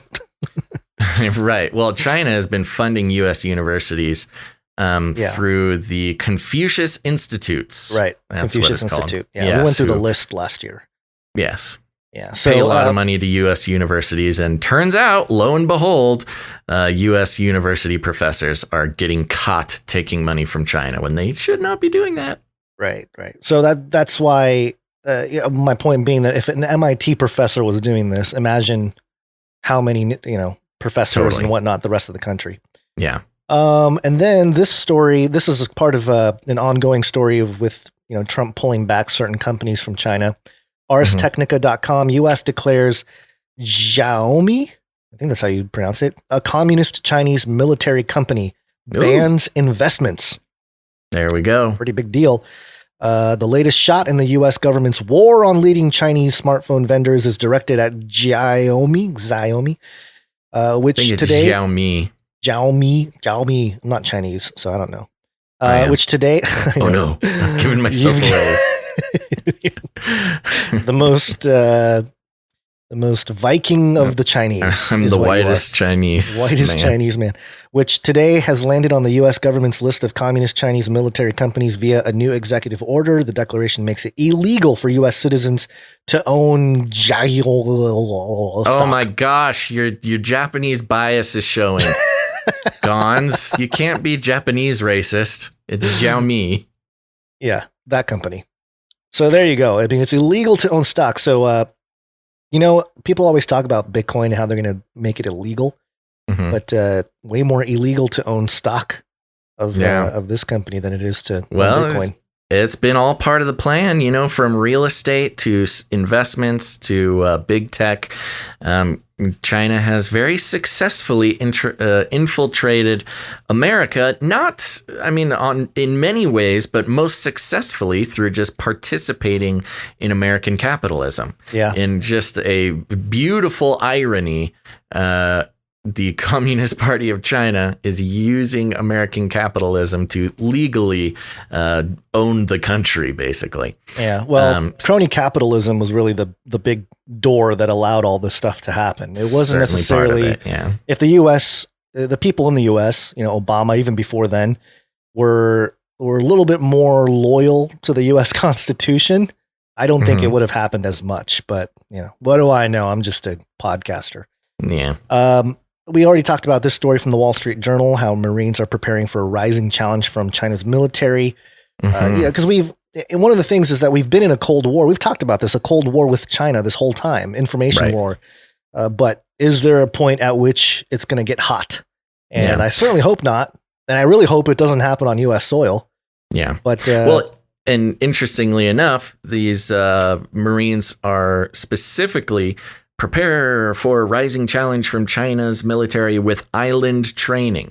So you have Chinese military doing Cold climate training, I forget what they called it, but training to fight in like the Rocky Mountains. And then now we got our Marines training to fight with islands on islands. Yeah. Okay. So, and then this story here, which was kind of interesting, Yahoo News, Chinese American socialite jumps to death while holding 5-month-old daughter. Oh no. And you know what's crazy about this article? This is Yahoo News. Okay. On the top of the article, you have a picture of this lady with her baby, and then a picture of her and Hillary Clinton. With Hillary Clinton. What? And I don't think Yahoo was trying, unless somebody within Yahoo is a Hillary Clinton body count believer. What? It's just a very bizarre situation here. But yeah, A Chinese American socialite who mingled with celebrities such as Hillary Clinton. Funny how Hillary Clinton is being referred to as a celebrity here. Reportedly jumped to her death in Hong Kong on January 6th. Also interesting. Luau Lily, 34. Oh, so close. She's 34, so nothing to see here, Guns. Yeah, well, let's see what... oh my gosh, just plunged curious. naked from her 5,000-foot penthouse. 5,000 feet, that is so high. She lives in a crazy That's almost mansion. a mile high. That can't be right. Oh, no, Mile I'm a dummy. I'm a dummy. 5,000 foot. penthouse. They meant to say, 5,000 square foot penthouse. No, she didn't plunge 5,000 feet from the air. She lived in some kind of oh my magical... How big are Howl's they building Moving those Castle. buildings? She was in Howl's Moving Castle in the sky, Whoops. and she said, no more to this life. Wow, well, that's very sad. Yeah, that is funny, It though, is sad. making the connection with Hillary Clinton. I'm trying to find this socialite's birthday, and I'm unable to track it down as of this recording here. But in any case, I'm just wondering, how soon after she turned 34. But yeah, I mean, what would cause her to do that other than, did somebody push her, or do you think she really wanted to? I don't know, but they get are out of a really, situation? they are really hammering home the fact that she was friends with Hillary Clinton. I know, it's weird. This Yahoo article is just like saying it without saying it. Like, how would you say that it was connected to Hillary Clinton without saying it? Just plaster her name all over this article. Interesting. Well, that's very sad. Yeah, I can't even imagine what that would be like to jump with your child there. But I don't know. I mean, this kind of stuff it always makes me worried about what kind of situation people are in, what they get tangled up into when they, rub shoulders with politicians or former politicians, especially if their last name is Clinton. It really is a right. just Careful not now. a good, Careful not a now. good look. Yeah. So those are all some of the Chinese updates. And let me blast through these regular brief updates, and then we'll take a break. We interrupt this broadcast to give you a brief update. By the end of this timely interruption, you will be thoroughly updated. 33 is the number of completion of the Great War. This is the Columbus Dispatch. As new Ohio law, House Bill 33 will protect reporters of animal abuse. Yeah, so you House can Bill snitch. 33. Okay. You can snitch on your neighbors if you suspect them abusing animals. Yeah, well, why were they not already protected? I have no clue. But 33. Okay. Bill 33. Yeah. And then this one here, pop-ups. This one's the Epoch Times. Self-avowed hardcore leftist arrested for inciting violence at Florida Capitol. Mm-hmm. And how old was this guy? I think I can guess. Yeah. Was he 33? Prosecutors said they averted a crisis at the Capitol by arresting 33-year-old Daniel Baker, taking him into custody on a charge involving making a threat to kidnap or injure the U.S. Attorney's Office for the Northern District of Florida. So, there you go, another 33-year-old. Well, an interesting connection here, just a couple quotes from Baker, who is the leftist guy. Quote, "This is an armed coup and can only be stopped by an armed community," Baker wrote in a flyer titled "Call to Arms January 20th," posted online. A criminal complaint against him alleges. "If you're afraid to die fighting the enemy, stay in bed and live," he wrote in the flyer, in which he called Trump supporters who plan to protest at the Florida state capitol terrorists. Dun, dun, dun. So he's one of the inciters, and seems like part of the left movement to try to mobilize Trump supporters for the trap. Yeah. And he was they arrested him because he didn't do a good job. Not good enough. Let's get you off the shelf there. Yeah. This one is from discern.com. Harvard students petition to revoke degrees of Trump supporting alumni. Oh my gosh, cancel culture just reaching whole new heights here. That's part of the issue with moving forward here. I feel like the liberal, leftist, Democrat, whatever community that hates Trump, the Trump derangement syndrome folk, they're going to feel empowered to do this stuff now because they think that Trump was so totalitarian and all this kind of thing. And now they're going to flip it on the other side there and be like, oh, now we're in power. We can flex our totalitarian muscles. Yeah. I mean, this is really intense. Let me just read a couple pieces of this. A faction of the Harvard student body is petitioning the Ivy League school to revoke the degrees of some high-profile graduates whom they believe have sullied the reputation of the school by being Trump supporters. Dubbed violent actors, Senator Ted Cruz and Representative Dan Crenshaw were among those specifically singled out by the petition, along with White House Press Secretary Kayleigh McEnany. They were joined by over a dozen Harvard graduates, the current students blamed for spreading the disinformation that created last Wednesday's insurrection. The petition has drawn out support not just among traditional undergraduates, but also older adult students. Ooh. So, yeah, watch out. This is so weird. It's like not a very helpful thing to do. It's very specifically got this virtue signaling flair.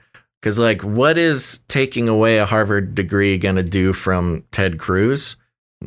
Nothing. It's just, you're no longer Harvard graduate, Ted Cruz. Get off the stage.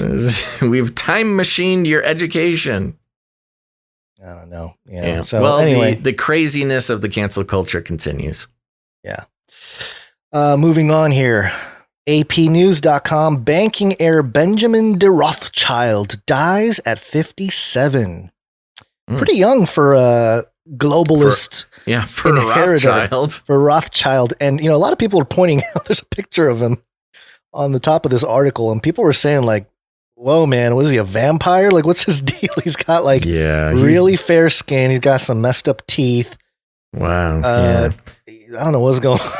What's going on with this dude? He is. What did he die of? It says he here, looks simultaneously younger than 57 and older than 100.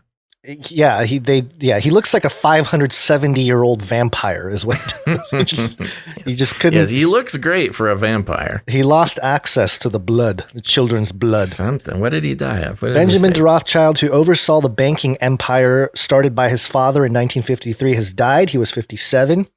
The Edmund de Rothschild Group, the company he was chairman of, said that de Rothschild died of a heart attack Friday afternoon at his home in Pregny, Switzerland. Since 1997, Benjamin de Rothschild headed the banking group, which was named after his father. Today, Edmund de Rothschild Group says it manages assets worth 160 billion euros or $190 billion. Forbes magazine estimates de Rothschild's net worth at 1.5 billion. Yeah, and I don't know. I mean, they always say this the family wealth. It's not about individual wealth. Exactly. So Rothschilds. His individual wealth being 1.5 billion, a mere speckle compared to the likes of like Elon Musk and Bill Gates and all that. You know what's interesting though, because there's been the reports of all the upheaval and the change in leadership in Russia and all around Europe. Did we talk about that last episode, or are we still trying to put together confirmations of that stuff? Oh, you mean wait, what was it? Like Merkel stepping down, Putin's government resigning. I saw that trend, or people sharing that whole thing. Yeah, it's not as sensational as people were making it. Yeah, there's been a lot of stuff. Straightforward. Right. It's been an ongoing thing. Like Merkel stepping down has been an ongoing thing that she didn't step down yet. Putin and the whole Russian government steps down. That was from last year, and it wasn't exactly that either. It's almost like taking some headlines and making a list to make it seem way more sensational. Like something's going down, but it's not. Been a Twitter list floating around for a week or so, listing all these upheavals and changes in leadership, and Yeah, some of it's from a while ago. Some of it has yet to be done. It's a pretty extensive list, but this would be interesting alongside that list. You know, if you're talking about shift in global leadership, definitely the Benjamin de Rothschild, the chairman of the, whatever. Edmund group, de Rothschild Group. Yes. Head of a major banking superpower. That would be an interesting change of leadership to add to that list. Well, it seems to be all part of the Great Reset. Reset this! It makes sense. And who knows if he actually, obviously he's, who knows if he died? You know what I mean? This might be just him bowing out of the world stage. Right. And going off and hanging out with Epstein or whatever. And on the dark side of the moon or the Mars fake station. Mars teleportation base. But where we might see this Benjamin de Rothschild pop up is on a Microsoft chatbot. Oh my gosh. Popular Mechanics. I don't want to chat with this guy. Popularmechanics.com. After you die, Microsoft wants to resurrect you as a chatbot. And we covered this story before, but it's making its rounds again. And yeah, basically kind of like the Black Mirror episode, the last month, U.S. Patent and Trademark Office granted a patent to Microsoft that outlines a process to create a conversational chatbot for a specific person using their social data. Yeah. In an eerie twist, the patent says the chatbot could potentially be inspired by friends or family members who are deceased, which is almost a direct plot of a popular episode of Netflix Black Mirror. So I think when we reported it, it was like, oh, they're trying to do this, but it's official. The patent. Yeah, they were and talking trademark. about they could do it, and now it's going to the patent office. Going to happen. Yeah. Oh, geez. So I do want to give a shout out to Runk Smash in Twitch, who put out the term Necrosoft instead of Microsoft. Ah, very good. I like that one. Necrosoft. Yeah, it's a show title. It'll go on the list. Yeah. And then lastly, for a quick update here, this is inputmag.com. Artificial intelligence machine was able to dupe Medicaid.gov. Oh. Deepfake text manipulation has the power to throw government agencies off, a Harvard medical student has shown. But the Harvard medical student was a Trump supporter, so now it's I take umbrage with the term text deepfake. That seems like such an uneducated reporter's term. Because a text deepfake doesn't mean anything. Yeah, it's like Microsoft's dead people chat. It's worse than that. The dead people chat box deepfake is specifically visual or audio. Yeah. And manipulating an image, laying one image over another image to create an illusion. Where text is just text. This was just a bot. This was just AI bots that made comments on a petition. This is not text deepfake. Deepfake text manipulation, just like deepfake videos and photos, has the ability to dupe even the smartest of observers. Wired reports. Yeah, you got to believe it because a Wired magazine reported it. This is dumb. Automated text campaigns have caused headaches for the federal government even before Weiss. In 2017, the Federal Communications Commission found that more than 1 million responses sent over net neutrality weren't real. Oh, no.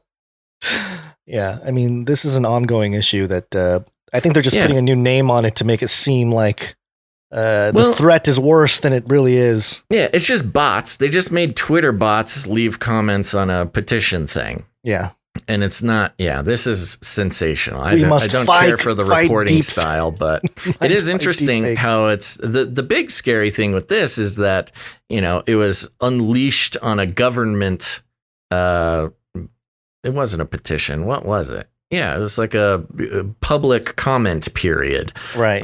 On some Medicare thing, and that is a great example of bots are not just ruining the social media experience, but having this affect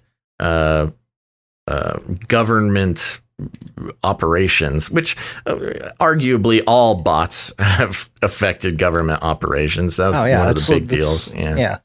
Yeah. So that is interesting. Yeah. We're going to have to figure out what to do with all these. This might be a nice little false flag to get rid of public comment periods on government stuff. So now the people no longer have an opportunity to comment on it. Either that, or this just pushes the bio verification. If you want to comment, you're going to have to verify yourself biologically. Yeah. Bio IDs and all that kind of stuff. That's all part of the. Yeah. We have to fight the deep fake text manipulators. Yeah. No. Show your flesh and blood. You're totally right. If it's definitely going to be the puzzle piece that fits into that whole image. Yeah.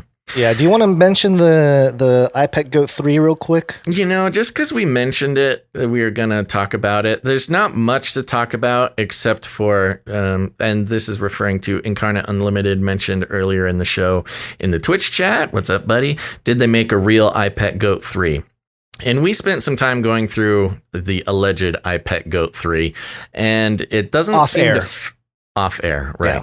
And it does not seem to fit into the iPet Goat saga whatsoever. It was made by a different company.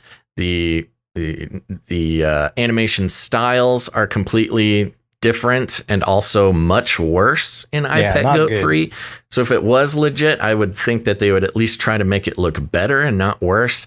It seems to be a pro-Islamic,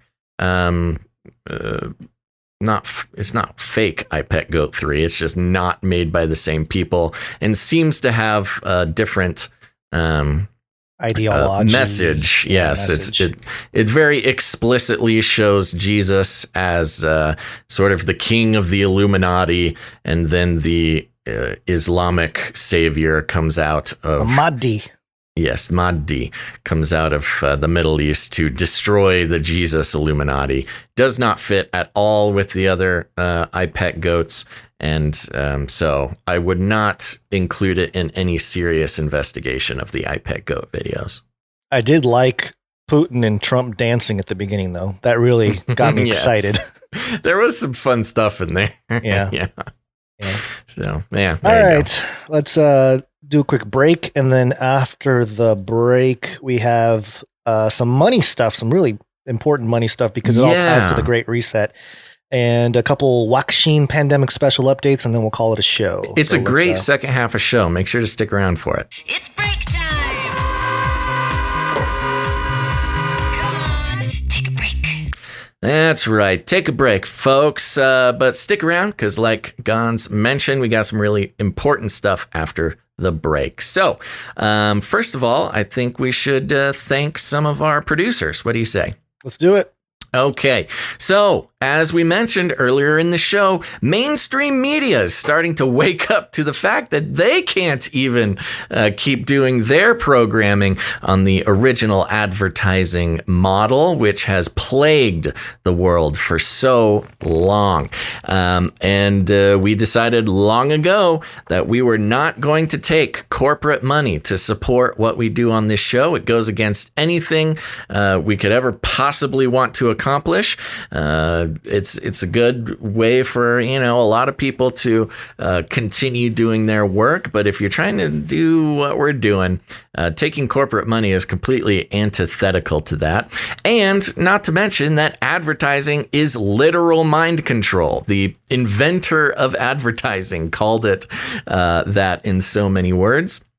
And it incentivizes creators like Gons and I to basically package you up, dear listener, as a commodity and sell you to a corporation when you're just trying to give your trust and attention to somebody that you can feel good about giving your trust and attention to. It would be a complete betrayal in our view to then turn around and sell that trust and attention for our own personal gain. Yeah, so that is... I just want to play this clip because every once in a while I think we should play the whole thing in context. The 10-second clip of Ben Shapiro selling out his audience. As we will see, there are some questions to be brought about just how much of a friend to democracy and freedom of the press Joe Biden is. And meanwhile, the media continue to craft that narrative in just 1 second. First, let us talk about the fact that everybody loves waffles. Everybody loves waffles. Everybody loves waffles. That's right. Everybody loves waffles. Thank you, Ben, for that beautiful little piece of mind control. So there you go. We actually just yesterday got another offer for advertising, and it's like these people don't even listen to the show. Come on, they don't. I don't think they do. No, the ones at this point, the people messaging us, and that's another point is they don't listen to this show. They just see our numbers and say, "Oh, we got to give them money so we can brainwash their audience." And we say, "Nay." That's why we're on the value for value model. It empowers you, dear listener, to become a producer of the show and to support not just the show and Gons and I, but also support the anti-ideology of advertisement. Every one of our producers is not only saying yes to keeping Canary Cry News Talk going, but saying no to the global theology and structure of advertising that just wants to turn you into a little number that they can monetize in their own way. It's also another way to take power out of the monolithic advertising and mainstream media's hands by putting your own value on a piece of media instead of letting corporations put a value on it for you. And I believe that there's some pretty impactful spiritual benefits and consequences depending on what side of that battle you exist on. So I want to take a moment and thank some of our producers, and that's right, they are real producers. That's not just a cute term. And I will start by mentioning that we have patreon.com/Canary Cry News Talk. That's CCNT. not right. The CCNT, patreon.com/CCNT. But don't worry, that's going to be a quick segment. There are no new Patreon producers. In fact, there seemed to be a big exodus from the Patreon, and a lot of those people I have not seen show up in other places. So I don't know. We may have said something that made Patreon people mad, Gons. Oh, yeah, well. But we do have patreon.com/Canary Cry Radio. And if you don't know, Canary Cry Radio is our show we've been doing since 2012. It's an interview style show. It's a great way to become familiar with sort of the Canary Cry ethos and worldview. And they're all up there. Just search Canary Cry Radio on your podcast player. But over at patreon.com/Canary Cry Radio, somebody I've been seeing in the chat for a very long time, and I'm happy to see come in as a producer, and that's Jacqueline P. coming in. Thank you, at the $33 a month level. Ooh. Our Illuminati master, Jacqueline P. So thank you very much, Jacqueline. Yeah. Next, but we have other options. If you don't like Patreon, that's okay. A lot of people don't like Patreon. That's why we have canarycryradio.com/support. canarycryradio.com/support. That's right. canarycryradio.com/support is a great place to become a producer. There's lots of literature there to help better understand the value for value model. But there, you can also sign up to be a monthly producer. Or if commitment is not your thing, you can make a one-time producership in any amount that you'd like. And Gons, who do we have coming in on the PayPal? First up, we have producer Mark F. coming in. Thank you very much, producer Mark F. And he says, Basil and Gons, just sharing some of the profits from my recent photography/art sales. Oh. FineArtAmerica.com/profiles/Mark-Fuller. I guess I can say it, Fuller. Yeah, that's his link. Yep, to help you continue the good work the Lord has given you to do. Soli Deo Gloria. Thank you very much. Producer Mark. And yeah, there you go. If anybody is looking to obtain some fine photography or art, fineartamerica.com/profiles/Mark Fuller. He's a producer of the show, or Mark Fuller. Not dash.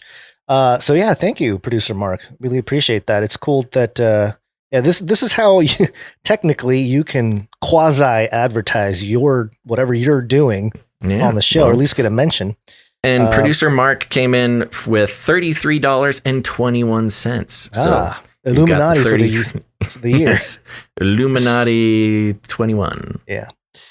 Next up, I'm going to go with Rachel S. Producer, is it Rochelle? Rochelle. Thank you, producer Rochelle. She says, I've been blessed by your humor, intrigued by your content, and informed by your reporting.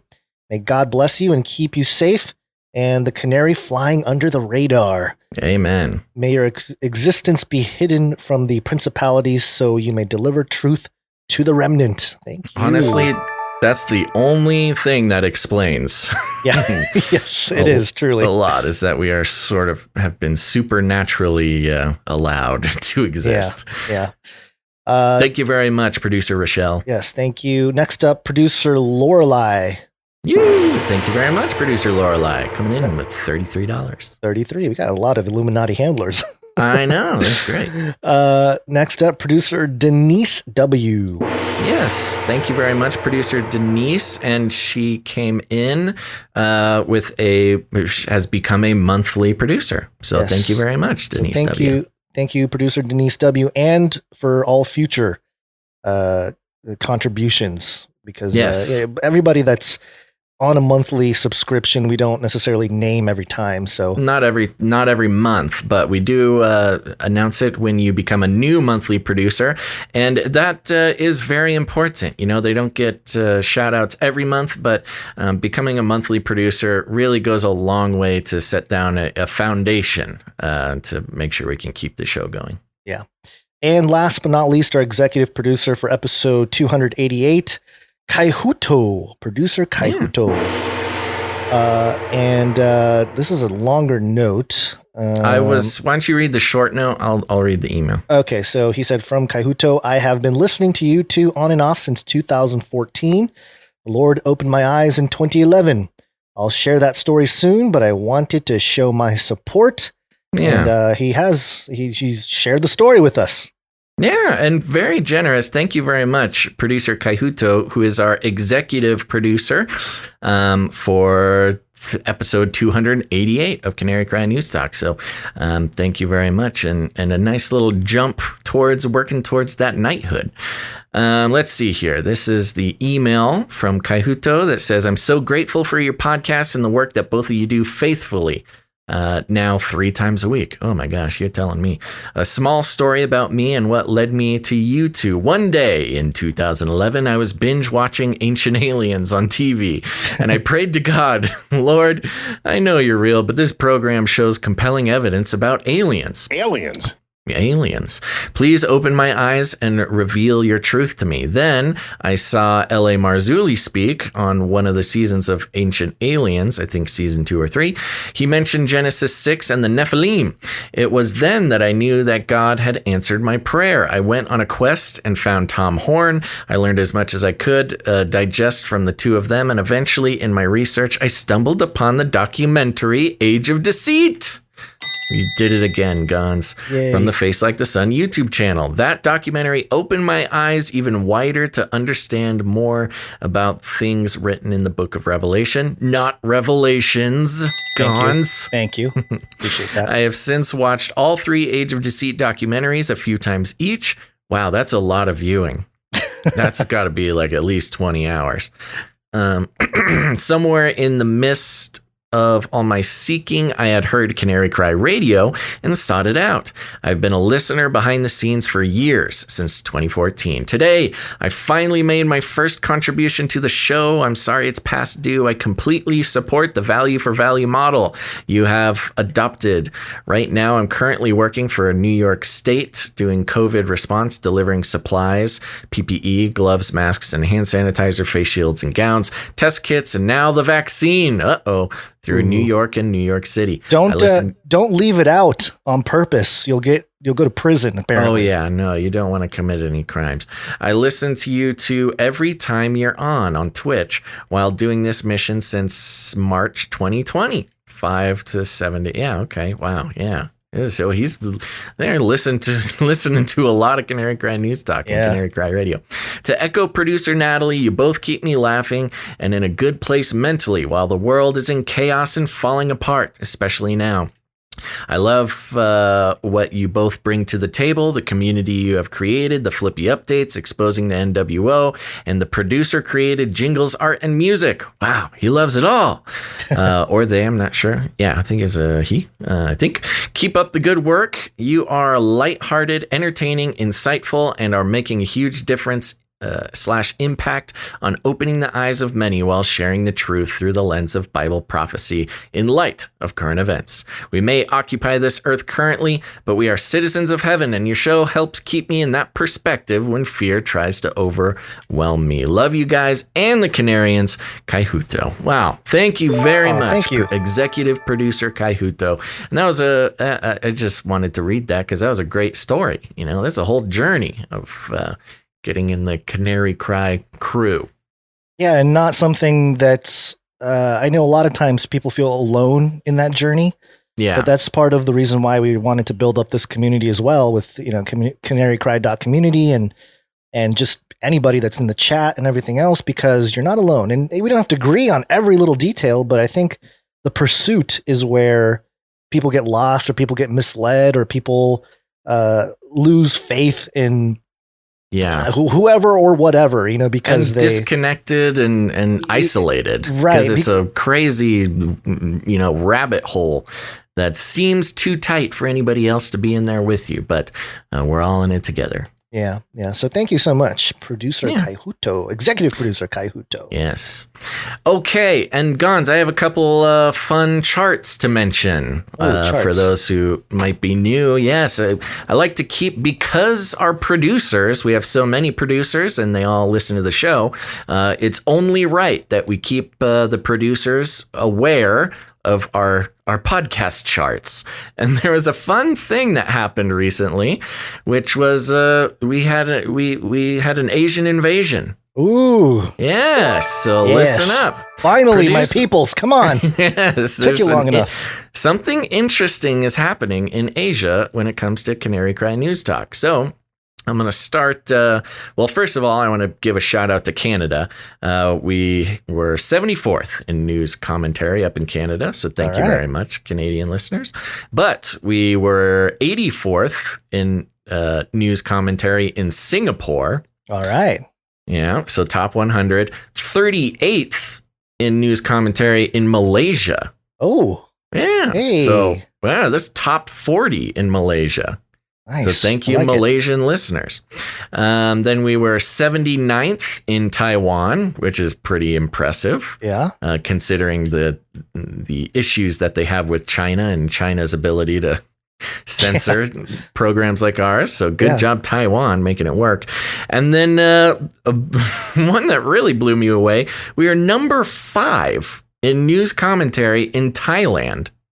You're going down, Olstein. That's We're right. We're coming. Top 5 in Thailand. We're coming. Yeah, and especially to American listeners and Western listeners, you might think, well, it's Thailand. But really, I mean, top 5, to get top 5 anywhere is pretty incredible. And I'm very happy that Asia is starting to tune into the program. And I bring it up because we've almost never shown up in any Asian charts. I'm wondering, I'm looking at the chart you pasted in here, and it says that we moved down 3 spots in Thailand. Does that mean we were number 2 at one point? That seems, yes. So that means at some point, I didn't catch the chart when it happened, but yeah, at some point we were at number 2 in news commentary in Thailand. How does that even happen? I have no idea, but it's awesome. So thank you. Hallelujah. And, yes, thank you and welcome to all of our Asian listeners. And just so, again, the producers understand, these are just with the RSS feed. This is the podcast statistics, not YouTube, not any of the video streaming. And this is brings me to another point. I really want to make sure everybody knows, especially with everything going on the platforms like YouTube and Twitch and things like that. If you're not into listening to podcasts, you really need to get into it. Not just because RSS, as Adam Curry on No Agenda mentioned in yesterday's show, RSS is a protocol. It's not a platform. So for those who don't know, RSS is the technology that allows podcasts to go out. And it's exactly that. It's a technology. Nobody can censor the RSS feed. It's not like YouTube can shut down an RSS feed. So when we're moving into a time where we're unsure about what will be available and what shows will get censored and not censored or shut down or shadow banned or whatever, even if you don't want to listen to it now, you gotta start. You gotta find a podcast app that you enjoy. And you need to subscribe to the RSS feed, to the podcast version. Because if we get kicked off of all the platforms, we'll still have the show on the RSS feed. It's kind of like the ham radio of making sure you get to listen to Canary Cry Radio or Canary Cry News Talk. And do we want to plug? Well, just before we do, I pulled up an ABC News story here. This is the actual headline. Oh, Extremists exploit a loophole in social moderation. Podcasts. Ooh, scary podcasts. So they're already starting to target RSS because they know they can't do it. They know they can't do it. So they're trying to demonize it by saying it's for extremists. Right. And just to explain, because producer Jacqueline is asking in the chat, said, I tried to download RSS, but I couldn't. So you find a podcast player like Apple Podcast or Stitcher. We're actually on Spotify as well. Those apps pull automatically from our RSS feed. So just find an app. You don't download RSS proper, or at least that's the worst way to do it, or the most confusing way for those who might not be too tech savvy. Just get a podcast app, Stitcher, Spotify, or head to Podcast Index. .org. .org. So yes, just another plug for Adam Curry. He's working on Podcasting 2.0, baby, and we're all very excited about it. Updating the podcasting framework. But if you head to podcastindex.org, you'll see a list of podcast applications that are on the forefront of Podcasting 2.0, and find one you like. I have not figured out which one's the best yet, so when I do, I will let you all know. But download one of those apps and just search Canary Cry News Talk. I'm not 100% sure if we're on all of them right now. Gons, do you know? Yeah, we are. Okay, we're on most, pretty much all platforms, and one of the things that podcastindex.org is doing is they're creating, and this is a little technical, but they're creating API keys where we can, Basil, you and I, with the help of some producers out there, we can create our own app where we can aggregate our own set of RSS feeds and create a little hub for ourselves where anybody can download. And the one I've been using recently is called, what is this called? I'm forgetting the name of it. Hypercatcher. And the cool thing about Hypercatcher is there are community chapters that you can create. So if you're a listener, you can actually assign chapters to the podcast. Yeah, and you can connect images to each spot as well. So it's a very cool thing. It's taking podcasting to the next level, and we're very grateful to Adam Curry for being such a major part of that movement. So what is it? Podcasting Index or Podcast Index? It's podcastindex.org. Podcastindex.org. Yes. And if you type in Canary Cry Radio or Canary Cry News Talk into the search bar, you'll find both. And you'll find our RSS feed, and or you can just listen it through that as well. But yeah, it's the RSS is really the last place where, in terms of the current internet, it's difficult to censor because, and that's why the whole Joe Rogan Spotify deal was such a not a blow, but just ridiculous in terms of trying to centralize and corporatize podcasting, which was just it was spooky for podcasters because you don't want to centralize podcasting like Spotify was trying to do with Joe Rogan, which was basically trying to convert this new, Wild West decentralized way of providing media into a corporate structure. And thankfully, that's not paying off for them. Right. So anyway, there's a little side thing with everything, but well, as we've been harping on, people are starting to wake up to privacy concerns and big data and trying to disconnect from the monster. I know a lot of people rely on YouTube to listen to the show. And we're so thankful that we're still able to do that. But it's very possible that someday that won't be able to happen. So you want to be learned up on listening to the actual podcast versus relying on YouTube. Yeah. And we're also currently in just figuring out ways to be able to do this live stream with the video to our own website, which is not the easiest thing to do. I'm learning that it's quite difficult. Yes, we're working on moving this live stream to our own website because it's just a matter of time, folks. I do see a question from Daniel Lopez on YouTube. RSS, can you comment on RSS? No, as of now, but Podcasting 2.0, I believe, does integrate chat features. So stay tuned. All the problems are being worked on, but get your knowledge base now before it's too late. Okay, I'm sorry to take so long doing that, but it's just really important. Yep. Just real quick, let's get through some of the artwork. One art, please. Huzzah! First, we have a piece of art from Josiah, and this is comes from the Good Feathers cartoon about 3 pigeons, referring to Joe the Pigeon story. And it makes me very uncomfortable that Joe has his arm wrapped around what's presumably me and you. Yeah, so you've got you and I as canaries, yellow pigeons, and then there's Joe the Pigeon just getting all up in our space. It says, Joe Pigeon stops by to hang out with the Canary Cry Gang. No, don't sniff me, Canary Joe. I will not touch your leg hairs, Joe. Pigeon Joe. Pigeon Joe's got hairy legs. Very funny. Thank you very much, Producer Josiah, for that piece. Producer Josiah. Next up, we have Producer Allie. And I love this one.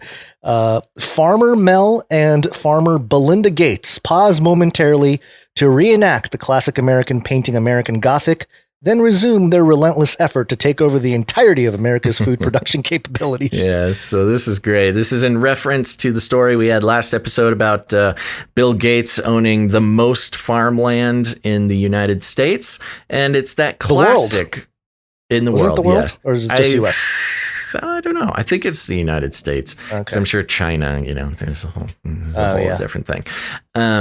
So it's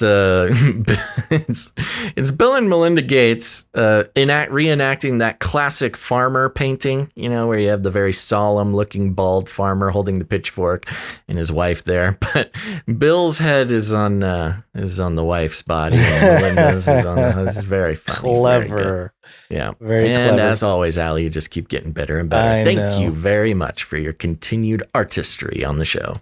Thank you, Producer Allie. Next up, we have Producer Grace coming in with, I think it was a quote. It's the NWO team of second stringers. I think that was you that mentioned the New World Order B team. I don't remember what it was in reference to. It was the Common Project, who are working on the Vax ID. Oh, right. Vaccination ID. Yes. And you look at the list of people on the board, and it's just like 100 B string, NWO B stringers. So thank you very much, Producer Grace, for, you know what I love about Producer Grace's artwork? She's listening. She's listening because every word. Yes, she gets the quotes right. Yeah, she's inspired by our words and turns it into art. And I'm inspired by her art to make more words. It's a symbiosis. Yeah, that's great. With our producers. Okay, and then lastly, we have a diagram that was created by producer Mark. This was in response to the mRNA conversation we had a couple episodes ago, I think. So may I, because I have some, some penitence I have to pay here. So first, there was an email from producer Mark here. It says, in response to Dr. Bowtie's rank, Dr. Bowtie was that video we played a couple episodes ago where he was arguing that the vaccine is actually a medical device and not a vaccine. Right. And this was producer Mark, who is a 25 plus year microbiologist who listens to the show and who keeps us honest about our knowledge and our what we say about vaccines. Right. Which is welcome, by the way. This is a communal effort. I love it. I don't think it would be good for us to just spout off things that scientifically or medically we're completely ignorant of. And we hate that too, because a lot of vaccine alarmism comes from people who don't have anybody keeping them accountable. And that's one of the great things about this show is we are held accountable for whether it's financially with our producers or knowledgeably with, our producers who are long-time veterans in certain industries. And we've got a lot of different industries represented. And we're thankful to producer Mark for keeping us accountable and not just spouting whatever nonsense comes to our heads. So here's the email. In response to Dr. Bowtie's rank, I think the doctor doth protest too much. I am sure there may well be a legal definition of medical device and vaccine. However, the mRNA vaccine, but insisting that the mRNA vaccine is a medical device seems to be splitting hairs. And I agree, and I think that's kind of the point. I think he wants to split those hairs. And, arguably, we should be splitting hairs when it comes to this, but that's okay. Since we only listened to a clip of a longer discussion, I wonder if his point of calling the vax a medical device was to avoid all the anti-vaxxer rhetoric that comes up when someone objects to this specific RNA vaccine technology. Yeah, maybe. Yeah, that would be a benefit of him doing this. Or if there are some legal pitfalls the mRNA vaccine makers totally get exempted from by calling it a vaccine as opposed to a medical device. And I think that's the big one. Yeah, I think that's what it is too. They have to call it a vaccine so they can have the indemnification so nobody can sue them as a vaccine maker. In any case, based on Basil's admitted confusion over how the mRNA vaccines work, I tried to find a simple and clear illustration. When I did not find any online, imagine that, nobody wants to simply explain it, I just went ahead and made one myself. It is totally simplified to the basics, and I expect there are slight differences between the various vaccines being put out there, the exact mRNA sequence used, the carrier used to get the mRNA into the cells, other additives including the boost included to boost immune response, etc. But if you can understand this, you got it. And I think we should take a moment and try to understand this. Okay, so I'm going to do the best I can to make this understandable for our strictly audio listeners as well. So on the left, it's kind of a T chart here. On the left, it says normal infection and immune response. So this is not with the vaccine, but it says 1. C19 virus enters the body and starts causing issues. 2. Body sees the virus's spike protein. 3. Body starts making anti-C19 spike protein antibodies. 4. Body clears the C19 virus. So that's your normal way of dealing with C19. Bottom line. When C19 enters the body, 1, the body remembers seeing the C19 spike protein. 2, the body kicks up production of anti-C19 spike protein antibodies. 3, antibodies neutralize the C19 virus and clears it out before it can cause any issues. And one of the keys here is with this the spike protein. The thing that actually makes the coronavirus sort of unique in a lot of ways and not unique in other ways is it's called corona because it's got these little spike things that help it attach to stuff, and they call that a corona, like a crown.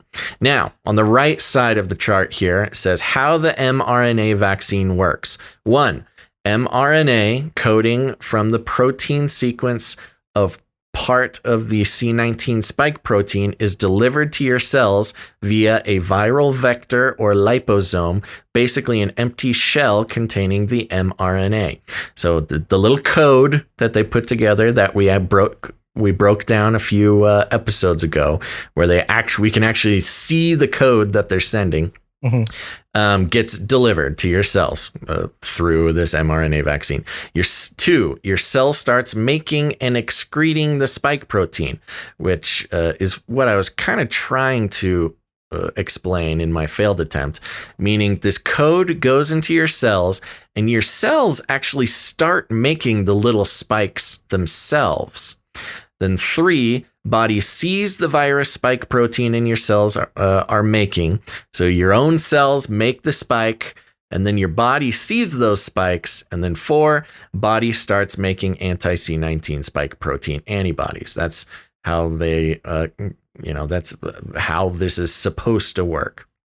Note, the mRNA virus does not change your cell's DNA or genetic code. It only interacts with the cell's protein making functions, ribosomes, to make the C19 spike protein. And that's something we've been hammering home for a while, because a lot of claims that this changes your actual DNA.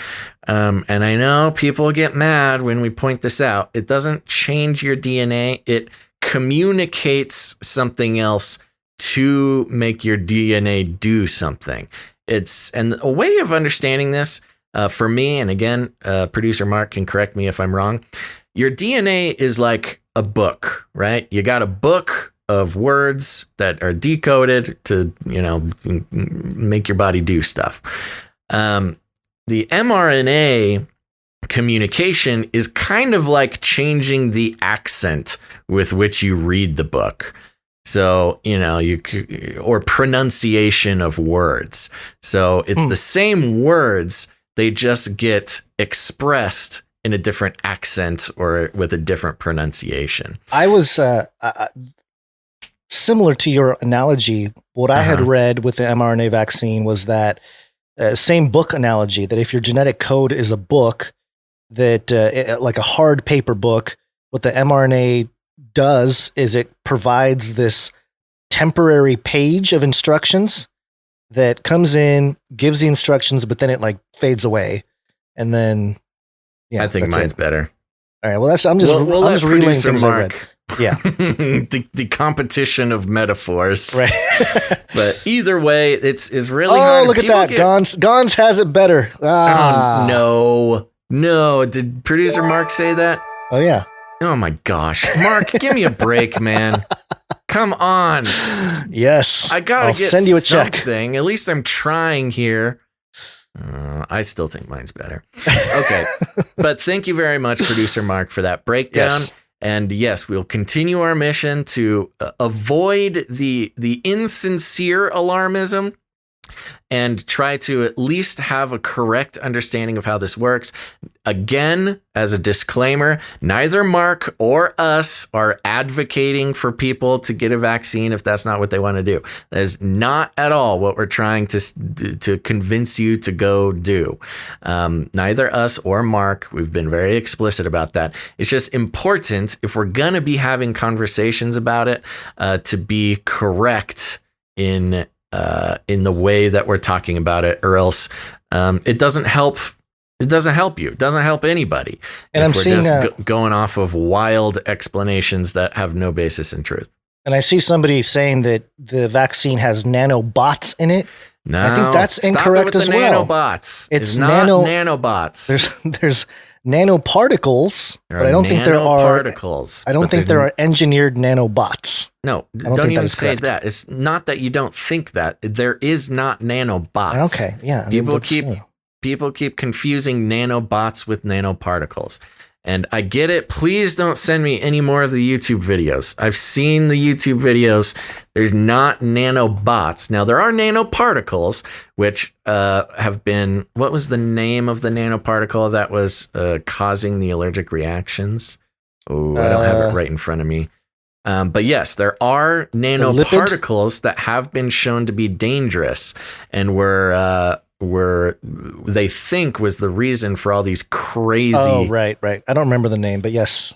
Yeah, the allergic reactions, yeah. Yeah, so you can find it on canarycrynewstalk.com. Yes, so there is a specific nanoparticle that they are putting in there that was pretty irresponsible. It was like known to cause horrible reactions, but they put it in there because it helps the vaccine travel where they want it to go, and that's the one causing the all these horrible reactions, they think. So there you go. Anyways, I can't believe we're put in this position where we have to try to explain this vaccine when we don't even really want the vaccine. But there you go. Oh gosh, and now they're getting on the abortal fetal cells, which we also talked about a couple episodes ago. We can't keep doing this. Moving on. Yeah, and we've addressed a lot of. I'm seeing a lot of stuff in the chat now, and we've addressed a lot of that. So yep, let's go back some episodes look for it. Keep listening to go back, listen to. I think we covered all of the things I'm seeing mentioned within the past 8 episodes. So just keep listening. All these questions will be answered. And no, this is not us trying to tell you to get the vaccine. It's just important to be correct in how we talk about it. It's almost more nefarious, the fact that they're trying to force everybody to get it in a way. Mm-hmm. But also the response of the medical profession, the health professionals, just kind of botching the whole idea of getting it to people. It's very fascinating how they're not using more stringent, I've heard mainstream media saying Project or Operation Warp Speed has failed. And it's kind of like, all right, okay, I'm kind of glad it failed. It's like, good. That's good news. Trump's been bragging about it for all this time, but he's probably just kind of like, whatever. Yeah. Just kind of saying things, because you got to remember, politicians got to look at what they do, not what they say. So, all right. So I think let's end it, but also let's real quick go into a couple of the Waxine pandemic special updates, just because it flows a little nicer. While we're here, let's do it. Yes, it's wake up time. Hey, yo, wake up. Wake on up, folks. Waxine. A pandemic special. This kind of thing is way more disturbing than all of the technology behind the mRNA.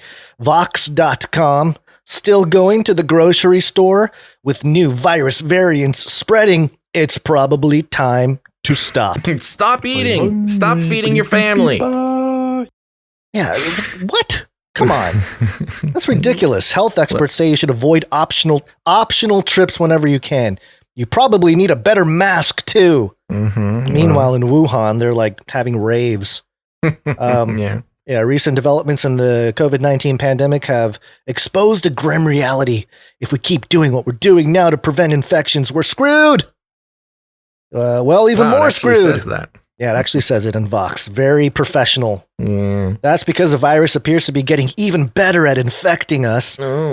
Since at least December, new, more contagious variants of the SARS-CoV-2 virus that causes COVID-19 have been out-competing earlier versions of the virus in countries as far and wide as Brazil, the UK, and South Africa. I don't even want to read the rest of it. Basically, stop going to the grocery store. Yeah, right. So this is concerning the quote-unquote new variant.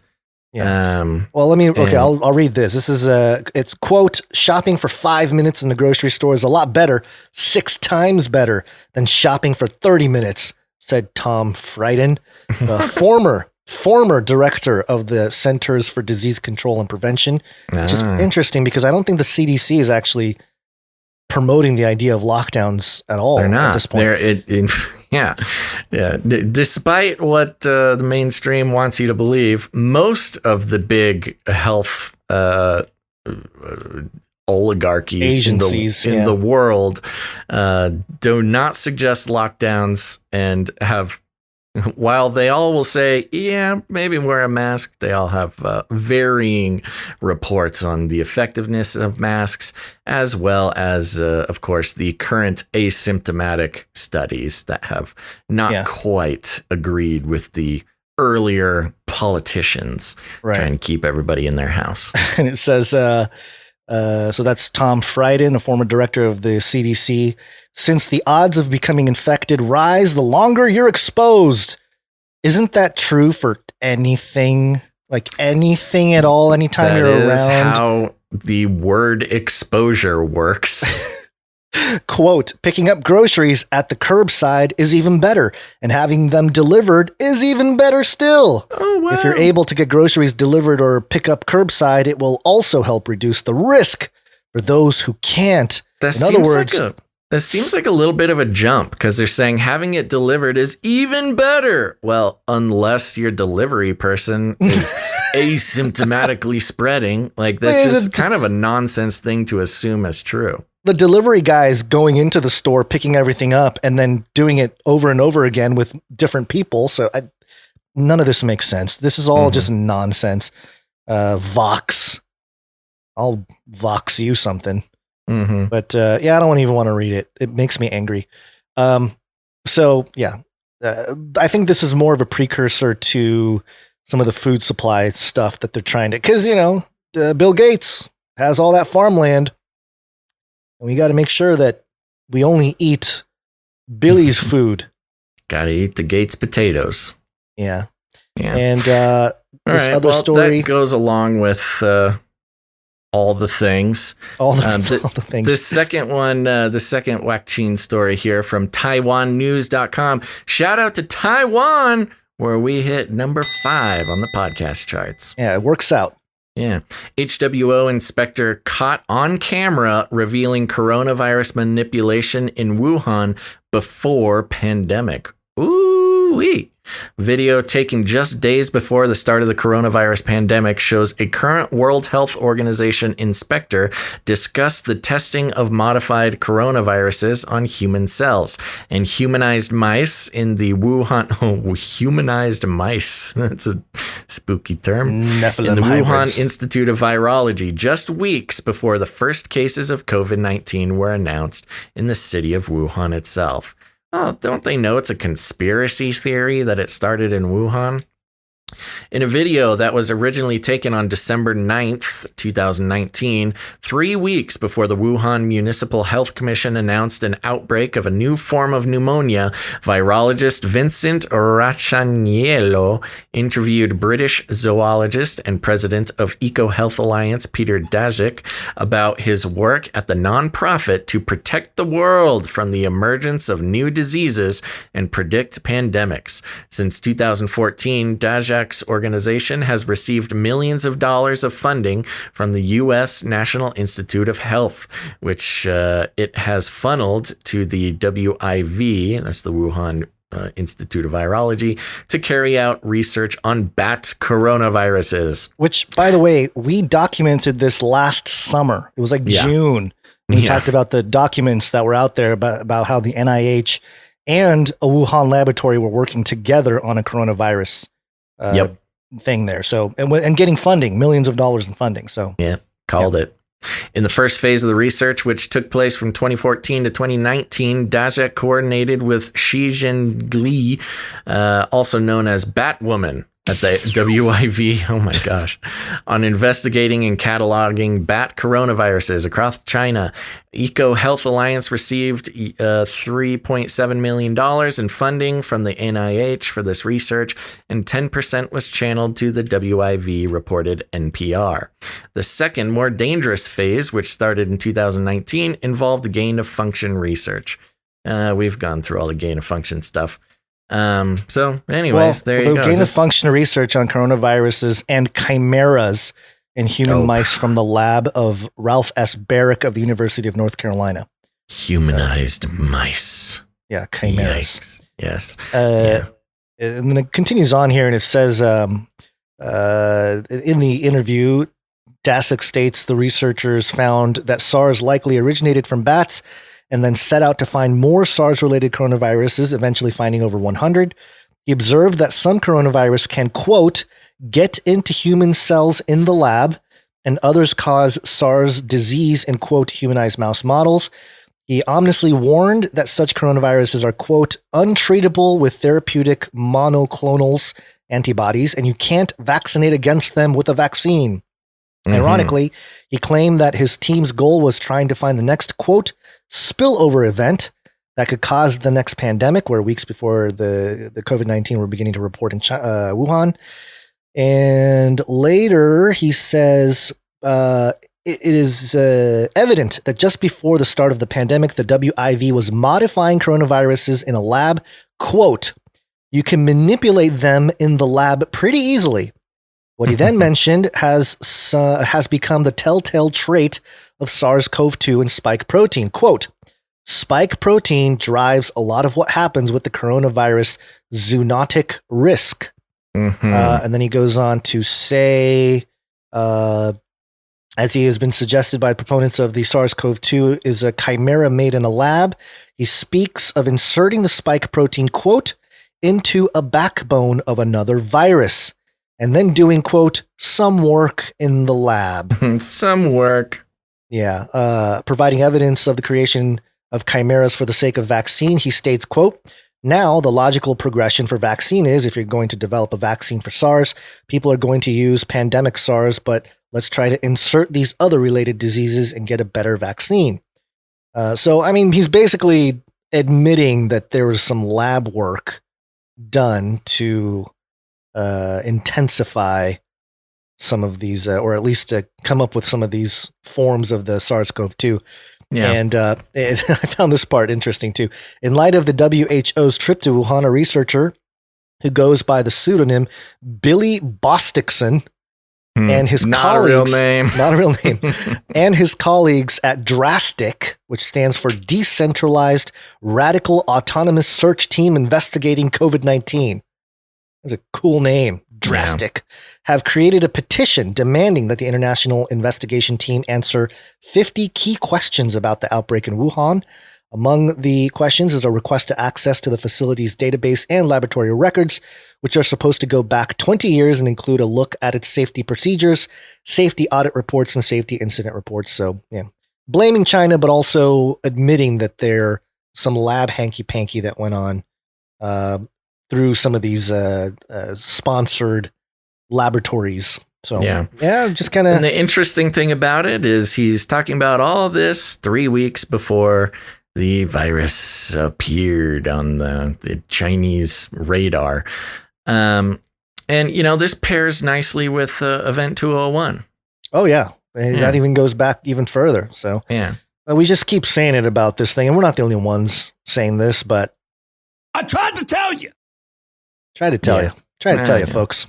Well, it's nice to see it come out in other spots, too. Yeah. All right. You want to talk about money? Let's do some money.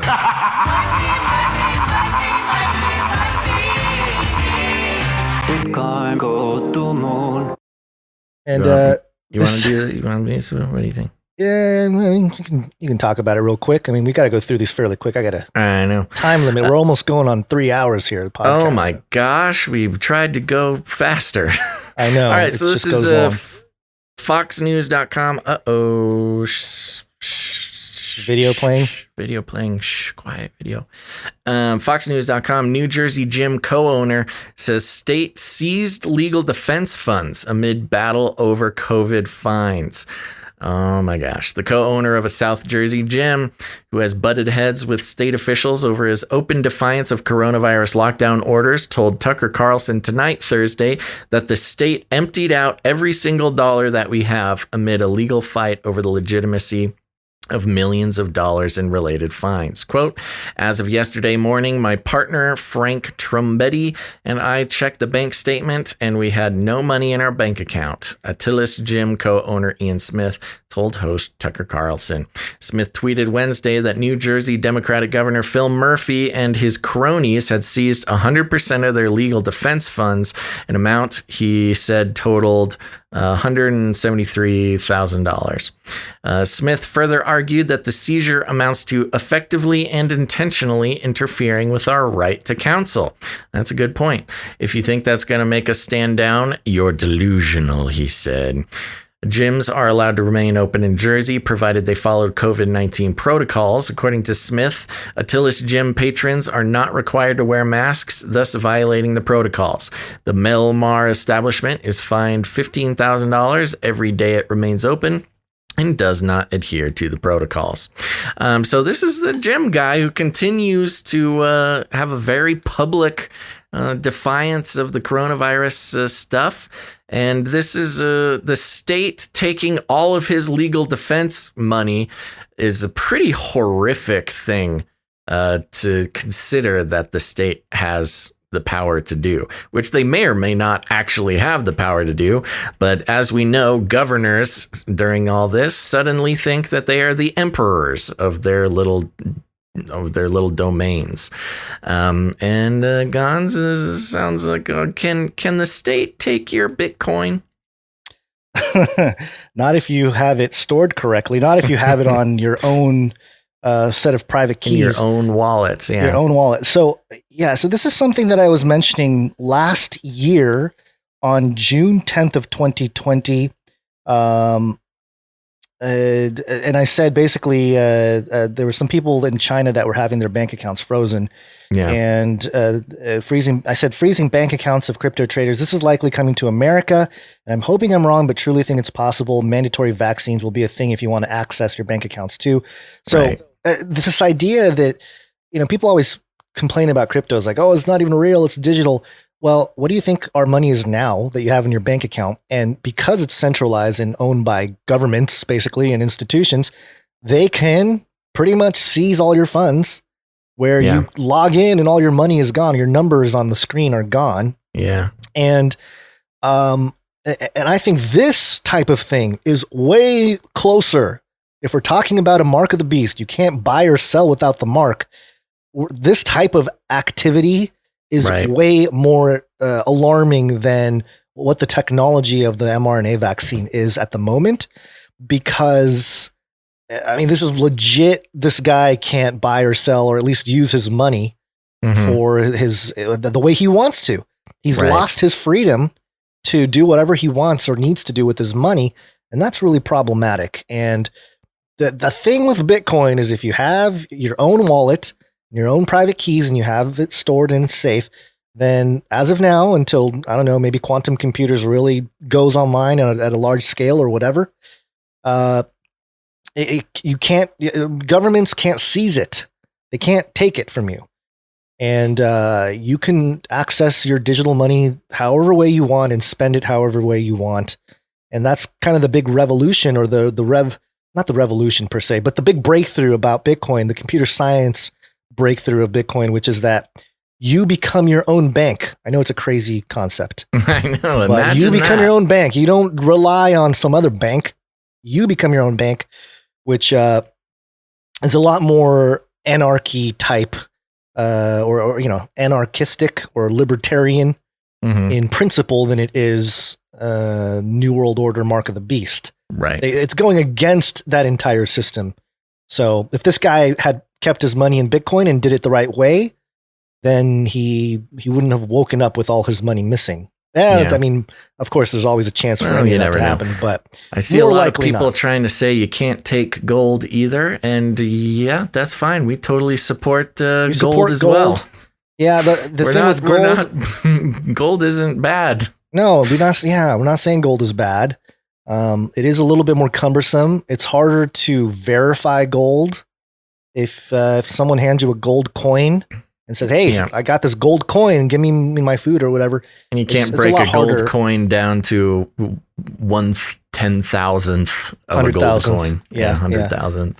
Yeah. And so there are advantages and disadvantages to both digital gold, which is what Bitcoin's narrative is now, and physical gold. Yeah. Obviously people like to have things in their hands. Yeah, you should holding the gold coin. You should definitely have gold and silver. Those things are real.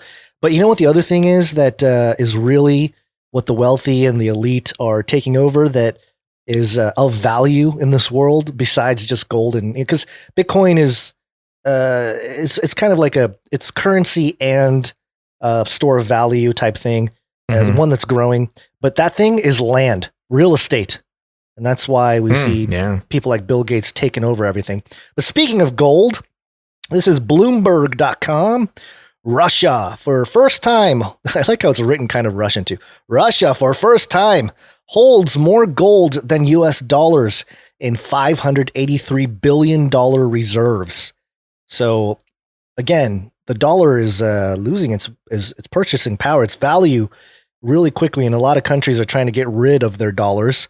And, what I'm hoping for is that the world, whatever replaces the dollar as the world reserve currency, that it's something that is gold would be nice, although I don't think it's going to happen. Bitcoin would be nice, although, again, I don't know if it's going to happen. I'm concerned that it's going to be the Chinese yuan. If that's the case, we're in trouble. We're in trouble in America. But we're in trouble in America anyway, because they're going to print trillions and trillions of dollars thanks to Biden's hairy legs. We're going to have $1 trillion per leg hair. Legs. And you thought that we were lying about that or making it up? Consider this. This is actually news.bitcoin.com. IMF, that's the International Monetary Fund, tells governments, spend as much as you can and then spend more. Great. Head of the International Monetary Fund has called on countries worldwide to spend as much as they can and then spend more. She admitted that this is a very unusual policy for the IMF, but it is needed to revive economies.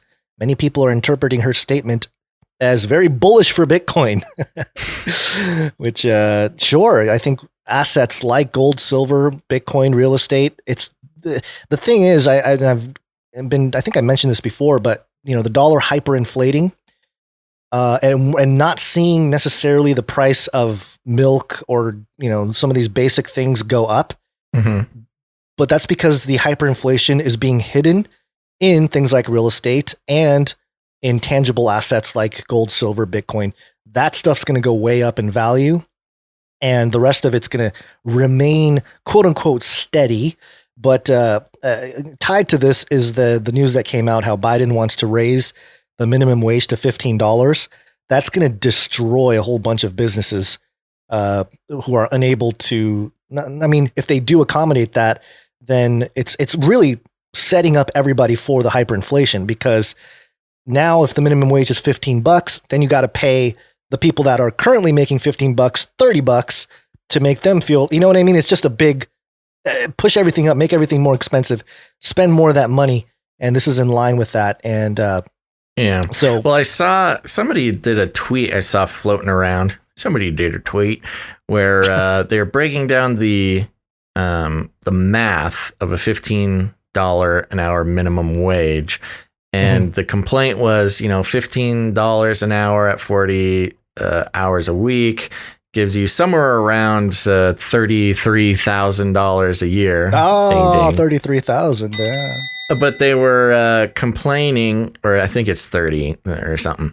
But then they were complaining but teachers in Texas start at $32,000 a year. And now your minimum wage people are making more than teachers who had to go to college and all this stuff. And it's kind of like, well, we should probably pay teachers a little bit more than. The whole system is broken. No, nothing is steady. It's just everything is so screwed up on so many different levels. Yeah. But anyways, there you go. Somebody, who is this guy? I missed it. Sorry. Who was that? Saying if they can send bread and be a producer. As long as it doesn't go bad, I'll accept bread. Yeah, I don't know. Someday soon, when our value for value will have to be done in ounces of rice and plastic water bottles of water. That's how we'll be sustaining ourselves. Yeah. Okay.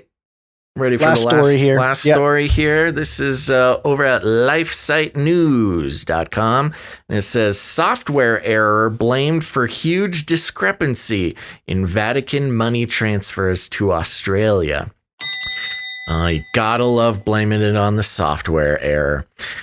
The Holy See Press Office released a statement on Wednesday clarifying recent reports documenting that over $1.7 billion had been sent from official Vatican financial bodies to Australian accounts. The Holy See claims that the shocking number was actually the result of a software error and that the value of the transfer did not exceed 7.1 million or 7.4 million. Last month, LifeSite News reported on the news that the Vatican had sent 1.7 billion to accounts in Australia between 2014 and 2020. Based on a statement from Australia's financial watchdog Austrac. The money was reported to have been sent between the two nations in over 40,000 transactions. Curiously, the yearly transfer value peaked in 2017 when Cardinal George Pell left his position as prefect for the Secretariat for the Economy to face trial in his native Australia on historical child sex abuse charges.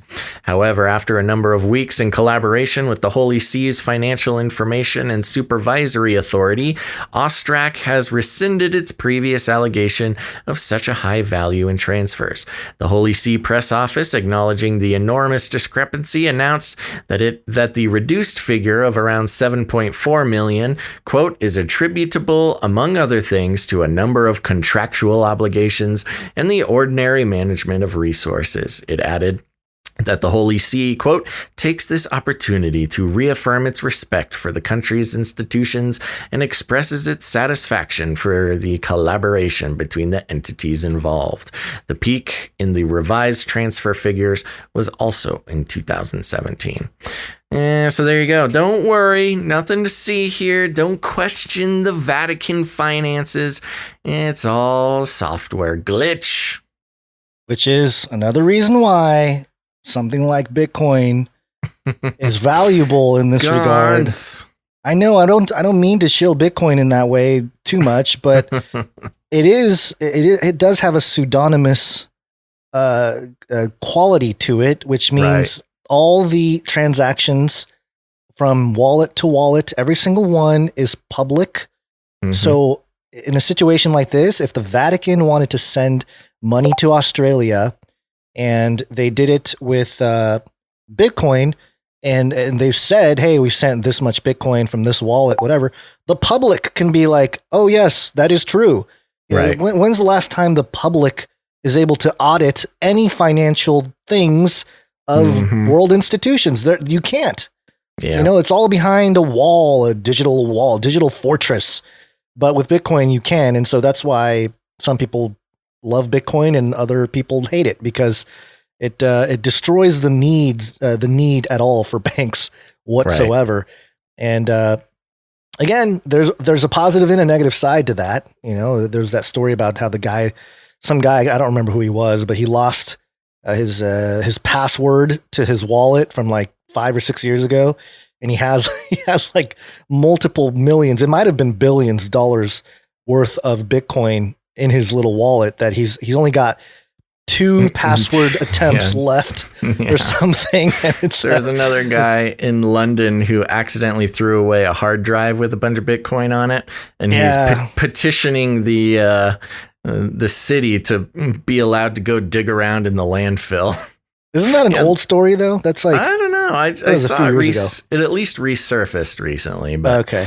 Yeah, no, because I think it was new because he was. It was all in the context of recent Bitcoin prices. Okay. I think he had like $280 million worth, but maybe it's happened multiple times.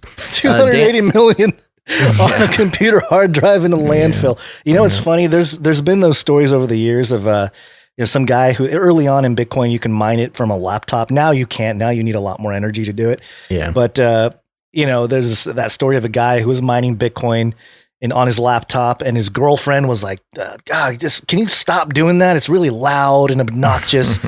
And so finally he's like, fine, I'll listen to the woman. And he threw away his laptop. And then like a year later, the Bitcoin price went from $20 to 1,000 or whatever it was. Right. And he went to go searching for it in the landfills. And, the mythology built around it was, to this day, he goes every day to the landfill looking for his laptop. Where some thousands say of he Bitcoin still wanders today. Yes, exactly. Daniel, speaking of all this money stuff, Daniel Lopez in the YouTube chat says, how much are the Canary Cry radio shares going for?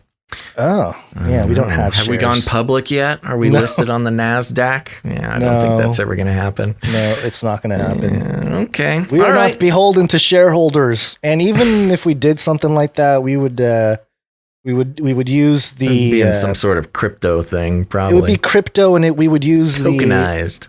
The Celsius network model, which is to, give back like 80% of profits to the people that are using the tokens and stuff. Yeah, instead of keeping it all for our stakeholders and stuff. Yeah. Anyway, that'll be our list. That's the thing about us is our listeners are our stakeholders. Right. Exactly. Yeah. So you guys, as producers, especially, it would be a cool way to do it. Where if you provide your treasure, your finances to Canary Cry News Talk, that you have some kind of token that can appreciate over time. But then you're starting to get into all kinds of legalities. I don't think we're ready to. Yeah, we're not ready to go there yet and file stuff with the SEC, and it's a headache. So we're not going to do that. All right. Well, I think we should get you back to the kiddos. Yes, let's do it. Okay, let's do it. Thank you very much, everybody, for tuning into this episode of Canary Cry News Talk. We will be back.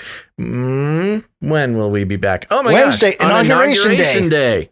Oh. We'll be back January 20th, 2021. That's right. This Wednesday, 2 days away. Wow, this will be a big one.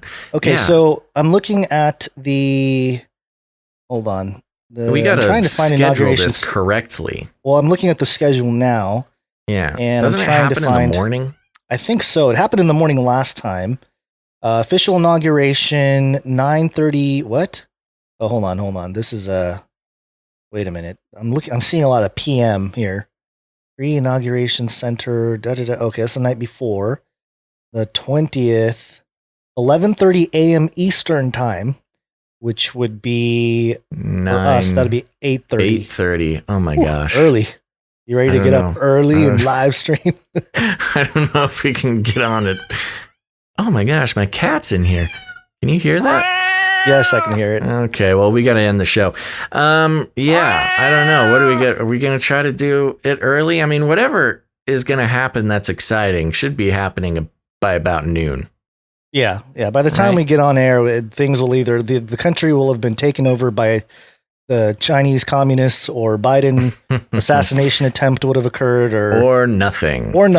Yeah. So there you go. Put it on your calendar. Make sure you have notifications turned on, folks. Wednesday, the 20th of January, 2021.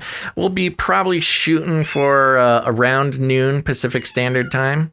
Wow, that cat. I know he's real loud. He's done. He's done with being trapped in the office. He wants to get out, so we got to end the show. He knows when I go into the cadence, when he hears me say thanks for listening to Canary Cry News Talk, he's like, okay, we're up, we're moving. Anyways, so there you go. We'll be here on the Wednesday the 20th, probably around noon. We'll be shooting for a little bit earlier that day. Okay, I hear you. You're throwing me off. You're slowing me down, Kat. What am I doing? Oh, so remember, that'll be a great day for producers. You can produce the show on Hairy Legs Live. The Hairy Legs Live. If you've been thinking about becoming a producer, or you want to continue to produce this show, take your own media future into your own hands. Take responsibility and power out of the advertising corporations and put it back into the hands of the people. You can produce the show. That'll be episode 289, Hairy Legs Live. You can do that by heading to patreon.com/CCNT, or even better, head over to canarycryradio.com/support. canarycryradio.com/support. That's right. canarycryradio.com/support is your premium way to become a producer of Canary Cry News Talk. And next show might go down in history, so you might want to be put on record as a producer of that episode. You can also help out the show in a lot of other ways. You can create art, you can create music or jingles, whatever you do that's creative. You can send that over to us, and we would love to feature that on the show. And you can do that by sending it to canarycryradio@gmail.com or canarycryradio@protonmail.com if you're looking for a little bit more of a private way to do that. So there you go. You can also help out the show by leaving ratings and reviews. We had that 1 star, so we got to make up for that. We need some help getting our average back up. Just search Apple Podcasts, Canary Cry News Talk, or whatever podcast player you use, and leave a rating and review. It's very important. It helps out the show quite a bit. You can also become you can help out the show a ton by sharing the show with your friends, your family, your social media people, all those fun types of ways of spreading the word, because word of mouth is the best way to share podcasts and shows and things like that. So post it on your social media, share this episode, or just you got friends, you got family, they're starting to wake up to the world that the fact is not what it seems. And we would love to help them down that treacherous path of waking up that everything you know is a lie. So go ahead and share the show with them. And if you need any more instructions, here's what you do. You walk right up to them, you grab them by the cage, and then you shake it. The end of the world occurred pretty much as we had predicted. I want to shake things up, stir up some controversy, rattle a few cages. Hey, stop that! You'll never silence me. I'm the last angry man, a crusader for the little guy. Leave the bird alone. Never. Rattle a few cages. Rattle a few cages. Everybody loves waffles. The human race will have every opportunity to improve. And if they don't? Ask Noah. That's right. Just ask Noah. All right, folks. Thanks again. And Gons, any last words? Join us Wednesday. Thank you so much for being here. Appreciate all of you and all the producers out there. Thank you. Thank you. All right, everybody. Thanks for listening to this episode of Canary Cry News Talk. Make sure to tune in next time. But until then, think outside the cage.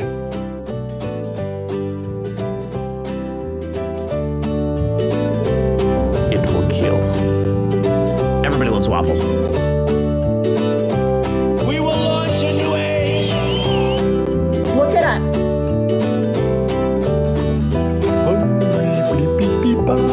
It's got to be biblical. Son of a bee sting. You can't handle the truth. It's true. Amen and amen. Now is the time to do what you're told. Aliens.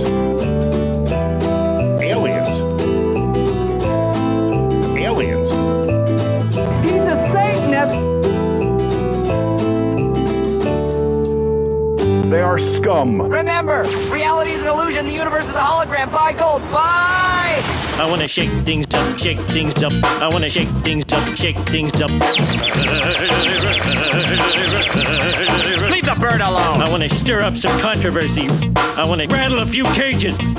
I want to rattle a few cages. I'm the last angry man. You'll never silence me. I'm the last angry man. I see. I'm the last angry man. You'll never silence me. I'm the last angry man. A crusader for the little guy. Little guy. Little guy. Well, we'll see about that. Whatever, Illuminati.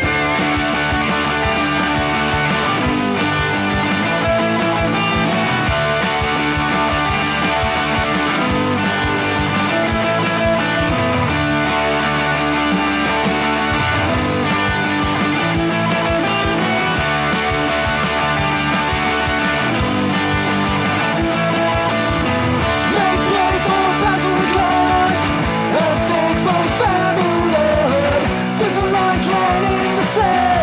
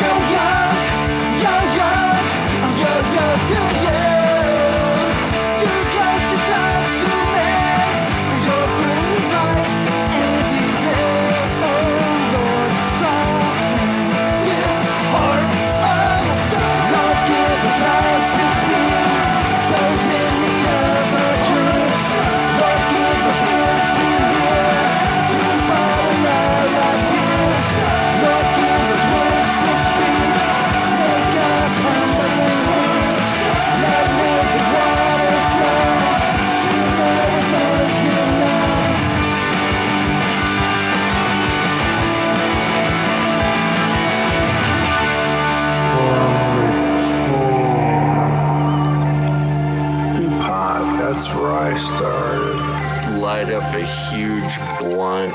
A joint. Give everybody magic mushrooms. Smoke. The CIA, lots of intelligence agencies have tested secretly dosing communities. LSD. Psychoactive pills should be covertly administered.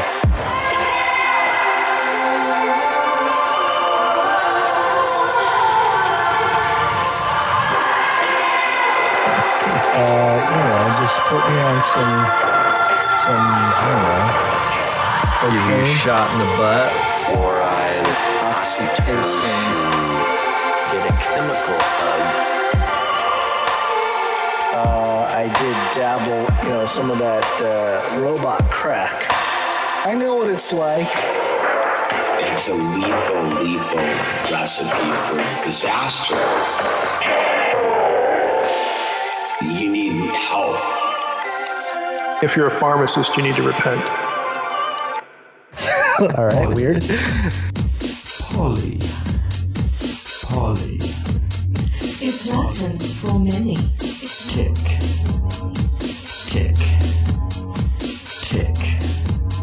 Now suck your blood. Politic.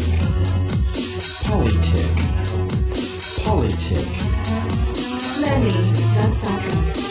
Politician.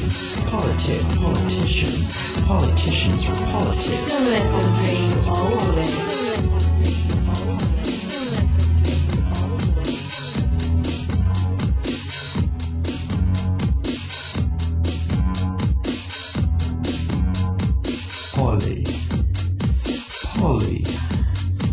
Poly. It's Latin for many. Tick.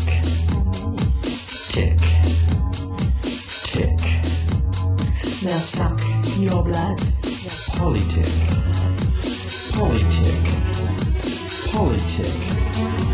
Many bloodsuckers.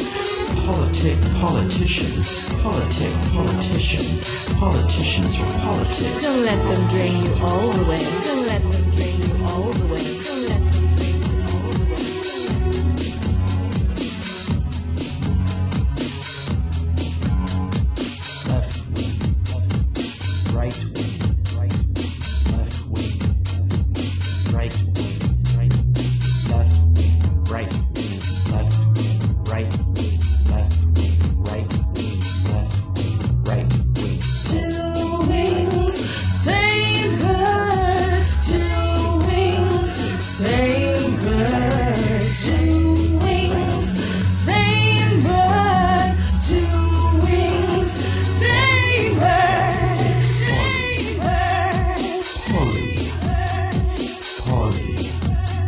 It's Latin for many. Tick.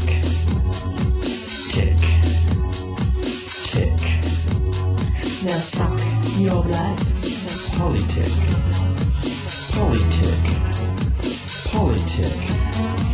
Many bloodsuckers. Politicians for politics. Don't let them drain you all away.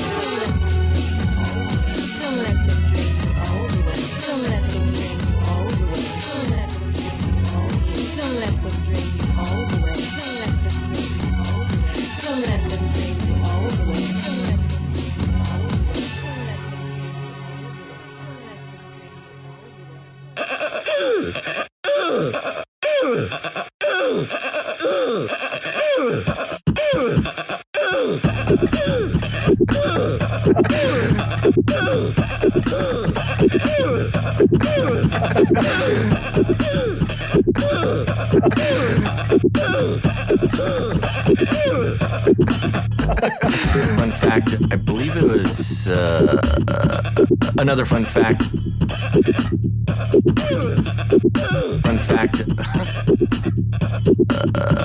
Another fun fact. Brings me back to my Screamo days.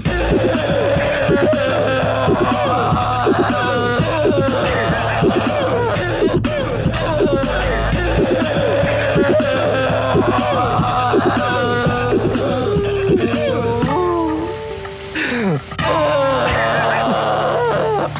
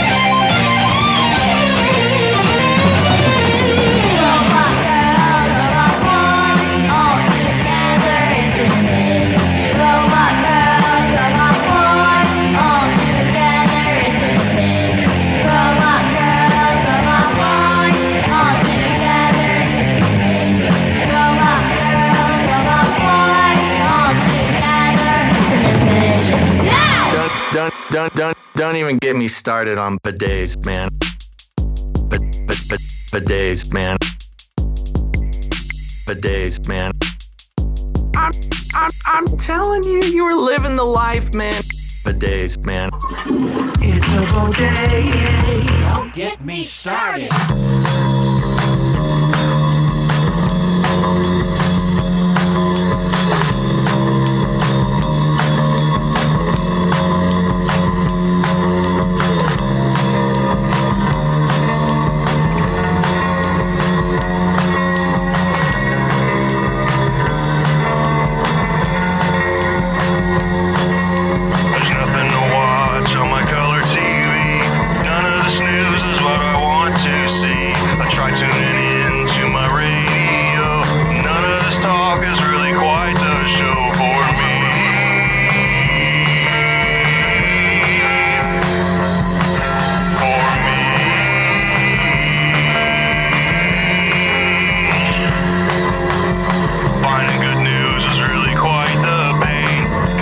Something I ain't got all day. Get on my YouTube, debates like the sun. See what's new, demonetization. Know what's this? To my surprise, I spot a big pair of googly eyes. Click on the video and turn up the sound. What is this gem that I have found? Couldn't it read? Cry radio, couldn't it read?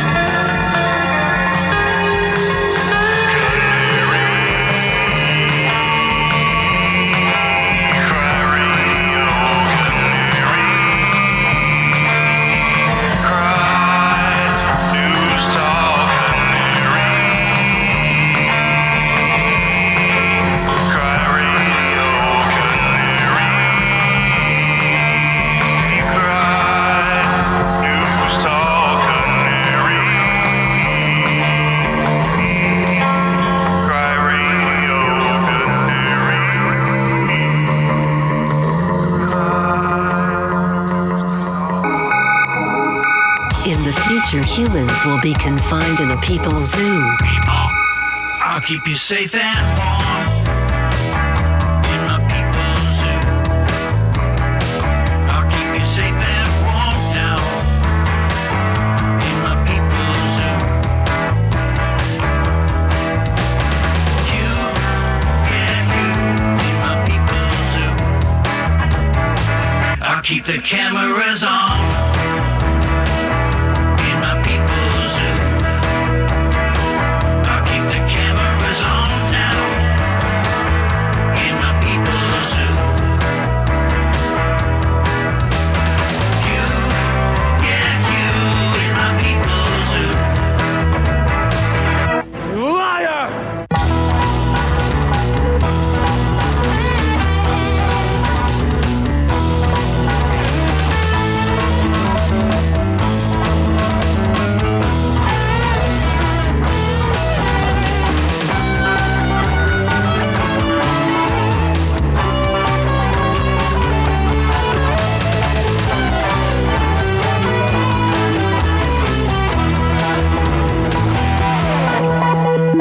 You're fat and sassy in my people's zoo.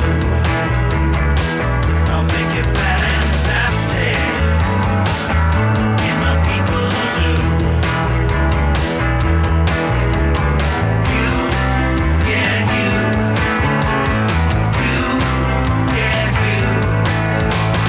You, yeah, you. In my people's zoo. You can't handle the truth. Stop this progress before it is too late. This is the way.